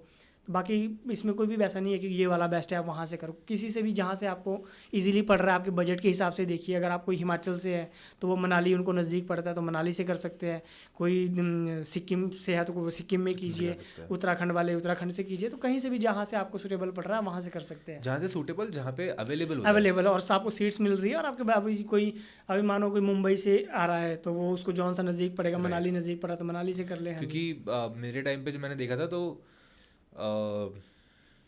निम में 1-1.5 साल की वेटिंग निम में ऑलरेडी क्या है कि निम काफ़ी पुराना भी है ना, तो वहाँ पे काफ़ी वेटिंग में चल रही है, 1 ईयर की वहाँ पे वेटिंग रहती है। और अभी जैसे मैं बोला कि माउंटेनिंग ग्रो भी काफ़ी ज़्यादा हो रहा है, तो अब तो हर इंस्टीट्यूट में अभी सीट्स मिलना काफ़ी मुश्किल हो गया, आपको काफ़ी पहले अप्लाई करना पड़ता है। क्योंकि पहले क्या होता था कि आज से 10 साल पहले तो पता नहीं था लोगों को, तो बेसिक में 20-25-30 लोग करने आते थे। आज की डेट में 100+ लोग जो है बेसिक कोर्स करने का बैच होता है मनाली में। तो देखो आप कितना ग्रो, अगर एक बैच में 100 लोग आ रहे हैं, साल के 5 भी हो रहे तो 500 लोग तो खाली एक इंस्टीट्यूट से ट्रेन होके जा रहे हैं। तो आप 5 इंस्टीट्यूट वो पकड़ लो तो कितना माउंटेनियर इंडिया में आ रहे हैं। तो ये है, बाकी कहीं से भी कीजिए बेस्ट रहेगा, कहीं किसी भी इंस्टीट्यूट से आप कोर्स करते हो बेस्ट रहता है, जो भी आपको अवेलेबल हो, मतलब आपके लिए अवेलेबल हो और सूटेबल। बिल्कुल बिल्कुल बिल्कुल। ठीक है। एंड लास्ट के मेरे 2-3 सवाल हैं। पहला सवाल मेरा ये है कि व्हाट इज़ वाइट एक्सपीडिशंस? तो वाइट एक्सपीडिशन देखिए, एक जैसे मैंने बताया कि हमारे को क्लाइंबिंग का बहुत शौक है और हम काफ़ी टाइम से इससे जुड़े हैं। तो अभी हमारा मोटिव ये है कि अभी जैसे इंडिया में माउंटेनियर काफ़ी ग्रो हो रहा है, तो हमारा यही है कि हम लोगों को एक अच्छे वे में क्लाइंब करा सकें और एक प्रॉपर नॉलेज के साथ। और हमारा जो मेन मोटिव है वो है अनएक्सप्लोर्ड और अनक्लाइंब पीक्स का। मोस्टली हम इंडिया में जो है अनएक्सप्लोर्ड पीक्स है उनको हम सामने लेके आना चाहते हैं। तो वाइट एक्सपीडिशन अभी कर रहा है इस पे काम कि जैसे कोई अनएक्सप्लोर्ड पीक्स है हिमाचल में, अभी हम पहले टीम हम जाएंगे उनको क्लाइंब करेंगे और उन पीकों को हम सामने लेके आएंगे, ताकि लोग, अभी क्या है कि जिसने फ्रेंडशिप पीक कर लिया, ठीक है, उसने देव टिब्बा भी कर लिया, हनुमान टिब्बा भी कर लिया, कांगेयात से भी कर लिया, उसके बाद क्या, उसके बाद उनको नेपाल ना जाना पड़े या कहीं और ना सोचना ना पड़े, मतलब कि इंडिया में जब हमारे पास ऑप्शंस है। बट अभी क्या है कि लोगों को पता नहीं है, लोगों को कितने अभी गिनी चुने कोई 8-10 पीक्स के नाम पता होंगे, बट उसके अलावा भी हमारे पास 100, 200, 300 पीक कितनी पीक्स अनक्लाइंब पड़ी है। तो हमारा वो है कि हम उन पीक्स को सामने लेके आए ताकि लोगों को ज़्यादा ऑप्शन मिले और वो यहीं पे आके इंडिया में क्लाइंब करें। तो अभी तो वही है कि वाइट एक्सपीडिशन बस इस पे काम कर रहा है, लोगों को क्लाइंब करवा रहा है, उनके ड्रीम्स पूरे कर रहा है जी। ठीक है। जब मैं वाइट एक्सपीडिशंस के बारे में पढ़ रहा था, देख रहा था, तो उसमें एक लाइन मेरे को आई थी जो आपने बोली थी, एंड आई कोट कि I don't lead expeditions, my aim is to provide heart pounding experiences. जी, है ना? सो ये आप मेरे को एक्सप्लेन कर सकते हो डिटेल में? देखिए वही है कि लोग आते हैं, उनका मोटिव रहता है किसी भी कंपनी के साथ, किसी भी उनके साथ आते हैं तो उनका वही रहता है कि खाली आप पीक पे पहुंचो और दैट्स इट हो गया। बट उसके बीच की जो जर्नी है तो वो भी इम्पॉर्टेंट है ना, कि आपको खाली पीक ही सबमिट नहीं करनी है। हम जब अपने एक्सपीडिशन पे लेके जाते हैं तो ये नहीं, इट्स नॉट कि आपको पीक पे चढ़ा दे दैट्स इट। आधा बेसिक कोर्स तो हम वहीं पे करवा देते हैं, उनको स्टोरी सुना के उनके नॉलेज को, बेसिक जो उनकी क्रैम्पॉनिंग वगैरह है, जो उनके और नॉट्स वगैरह वो हम वहीं पे सिखा देते हैं उनको बेसिक कोर्स की बेस कैंप में। तो जो हम एक्सपीरियंस देते हैं उनको प्रॉपर देते हैं कि उनको हम सिखाते हैं साथ साथ में कि रोप फिक्सिंग कैसे करना है। ये नहीं कि उनको पीछे छोड़ दिया कि हाँ जी अब आप जुमारिंग करो इस पर, उनको हम प्रॉपर गाइड भी करते हैं कि देखो रोप फिक्सिंग की टीम कैसे जाती है, कैसे रोप फिक्स होती है, तो वो पूरा उस चीज़ को फील कर पाते हैं ताकि वो कभी नेक्स्ट टाइम किसी और के साथ भी जाए तो उनको नॉलेज हो कि यार रोप फिक्सिंग ऐसी होती है, इस चीज़ को ये बोलते हैं, इस चीज़ को ये बोलते हैं। ये नहीं कि खाली आया, पहनाया और चढ़े और चले गया, कि वापस जाके किसी ने पूछा उनसे ये क्या है, उनको यही नहीं पता कि ये क्रैम्पॉन है या क्या बोलते हैं इसको, ताकि उनको बेसिक नॉलेज भी मिले। तो हमारा यही रहता है कि अगर कोई क्लाइंब करने आ रहा है तो उसको प्रॉपर नॉलेज के साथ वो वापस जाए, यही नहीं कि खाली सबमिट करे और वापस चला जाए जी। Cool. This is my one of the last questions कि मुझे नहीं लगता, वैसे मेरा जो क्वेश्चन है वो ये है कि आपको लगता है कि माउंटेन किसी के साथ भेदभाव करते हैं? पर मुझे नहीं लगता कि नहीं ऐसा कुछ होता है। देखो सेम है सबके साथ, माउंटेन सबके साथ सेम, अमीरों गरीबों कैसे भी कुछ मैटर नहीं करता, ये माउंटेन सबके लिए सेम है। और माउंटेन इज़ वेरी ब्यूटीफुल और वेरी हम्बल। बाकी तो नेचर है, देखो कहीं माउंटेन्स हम्बल पक्का बहुत। देखो अब हम तो, मैंने बोला कि हम माउंटेन्स पे रहते हैं इतना, तो हमारे साथ तो अभी तक मतलब माउंटेन्स की वजह से ही सब कुछ है, हम हमारा सब कुछ माउंटेन से ही चल रहा है, हर चीज़ है। तो वही है, अच्छे वे में आओ, अच्छे उससे आओ तो फिर ठीक है। बाकी जो लिखा है देखो वो तो लिखा ही है, वो तो रोड पे भी है, कहीं भी जाओ, किसी भी फील्ड पे जाओ, बाकी जो लिखा है वो तो होना ही है। बाकी माउंटेन्स आपकी लाइफ पक्का बदलेगा। अगर आप माउंटेन्स पे ही रहते हो तो माउंटेन चेंज योर लाइफ। ये हमने खुद एक्सपीरियंस ये चीज़ें की है, और अभी जो है हम यहाँ पे है तो माउंटेन्स की वजह से ही है। बिल्कुल ठीक है। लास्ट क्वेश्चन, आपकी पूरी जर्नी में रिकी भाई, माउंटेन्स ने या फिर आपके एक्सपीरियंसेस ने आपको, माउंटेन पे आपके एक्सपीरियंसेस ने आपको क्या क्या सिखाया है जो शायद रियल लाइफ में हम मिस कर जाते हैं कई बार? देखिए जैसा कि मैंने तो बोला कि सब कुछ ही मेरे को तो सिखाया ही माउंटेन ने, क्योंकि मैंने +2 के बाद से सीधा एक्सप्लोर करना स्टार्ट कर दिया माउंटेन में। तो बाकी माउंटेन्स पर ही लोगों से मिले, लोगों से मिलजुल के बातचीत करने में जो भी है उनसे ही हमने एक्सपीरियंस लिए उनकी लाइफ के बारे में, क्योंकि माउंटेन्स पे आपके पास काफ़ी टाइम होता है ना। माउंटेन्स पे आप आते हो, पूरी आप स्टोरी आप लोगों से सुनते हो कि इनकी लाइफ कैसी रही, कि किस वजह से यहाँ आए। तो काफ़ी सारी चीज़ें हमने भी लोगों से भी सीखी, माउंटेन से भी सीखी।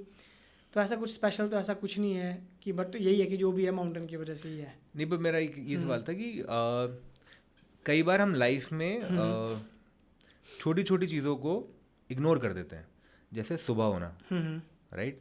पर आपको उस रात जब सुबह का इंतज़ार था, तो वैसे मैं जानना चाह रहा था कि कोई ऐसी चीज़ें हैं जो आपने पहाड़ों पे सीखी जो हम शहरों में भूल जाते हैं, जिनको हम अप्रिशिएट नहीं करते, जैसे पानी हो गया, एक बिस्किट का पैकेट हो गया। वैल्यू वही है, देखिए हर चीज़ की वैल्यू सबसे जो इम्पोर्टेंट है, वैल्यू का पता आपको माउंटेन्स पे चलता है कि एक छोटी सी चीज़ की वैल्यू माउंटेन्स पे आपको पता चलती है कि कितनी वैल्यू है इसकी। इवन पानी की, जब पानी नहीं मिलता है, बर्फ़ पिघालनी पड़ती है वहाँ पे, खाने के लिए हमारे को पूरा नीचे से ऊपर उठा के लेके जाना पड़ता है। तो वही सारी चीज़ें जब हम शहरों में देखते हैं कि ऐसे ही पानी वेस्ट हो रहा है, या जो चीज़ें अभी ग्लेशियर इतने मेल्ट हो रहे हैं, ग्लेशियर का एक बहुत बड़ा रोल हमने रियलाइज़ किया। जैसे कि मैंने बोला काफ़ी टाइम से हम माउंटेन्स पे जा रहे हैं, तो फ्रेंडशिप पीक जब मैंने उस टाइम पे की थी और आज की डेट में इतना चेंजेस हो गया कि पूरे ग्लेशियर ख़त्म हो गए, जो हमने खुद अपनी आंखों से देखे हैं। ये ऐसा नहीं बोल सकते कि वो लोग बोलते थे कि ग्लेशियर होता था, लोगों वाली तो बात ही नहीं, हमने खुद ही देखा है कि 8 से 5 साल पहले हम जो इस पीक को करते थे तो क्या था और आज क्या है। इवन जो हम ट्रेनिंग, जहाँ पे मैंने बोला कि ट्रेनिंग हम करते थे, उस टाइम पे क्या ग्लेशियर था, और आप जाओगे आप बोलोगे भाई यहाँ तो कुछ है ही नहीं है। तो काफ़ी सारी चेंजिंग भी हो रही है इसमें ना, ग्लेशियर काफ़ी मेल्ट हो रहे हैं हमारे, तो ये सारी चीज़ें हैं। ठीक है, any parting words for this episode, क्योंकि मुझे लगता है कि this will need another episode with you Ricky भाई। बाकी any last parting words for the audience? बहुत आप लोगों का धन्यवाद कि आपकी वजह से ही जो है मेरे को मौका मिला अपने एक्सपीरियंस शेयर करने का। नहीं, थैंक यू कि आप आए और मैं उस चीज़ को जी पाया भाई। हिमाचल में मेरी तरह ही और भी काफ़ी अच्छे माउंटेनियर्स हैं, डेफिनेटली, बट वो है कि वो अपने आप को शो नहीं कर पाते हैं, कि उनको ज़्यादा सोशलाइज का आइडिया नहीं होता है कि कैसे हम अपने आप को शो करें, अपॉर्चुनिटीज़ नहीं मिलती है वो उतना। अभी चलो हम तो फिर भी थोड़ा चला लेते हैं इंस्टाग्राम वगैरह से लोग पहुँच पाते हैं, बट कई अच्छे पुराने माउंटेनियर्स हैं, यंग माउंटेनियर्स हैं, पर वही है कि थोड़े माउंटेन्स वाले जो लोग होते हैं वो थोड़ा सा शर्माते भी है, उतना ज़्यादा वो नहीं कर पाते। इवन मैं भी फर्स्ट टाइम ही मैंने ये पॉडकास्ट आपके साथ किया, तो तभी आपके लिए बहुत थैंक यू कि आपने मौका दिया कि हमें, चलो आपके थ्रू हम अपने एक्सपीरियंस जो है लोगों तक पहुंचा सकते हैं। बाकी आगे और मौका मिलेगा तो ज़रूर हम करेंगे। बहुत सारी स्टोरियाँ हैं, बहुत लंबी स्टोरी है, तो करेंगे पक्का। डन। बाकी थैंक यू आपकी और आपकी टीम के लिए बहुत बहुत थैंक यू रिकी भाई, थैंक यू सो मच।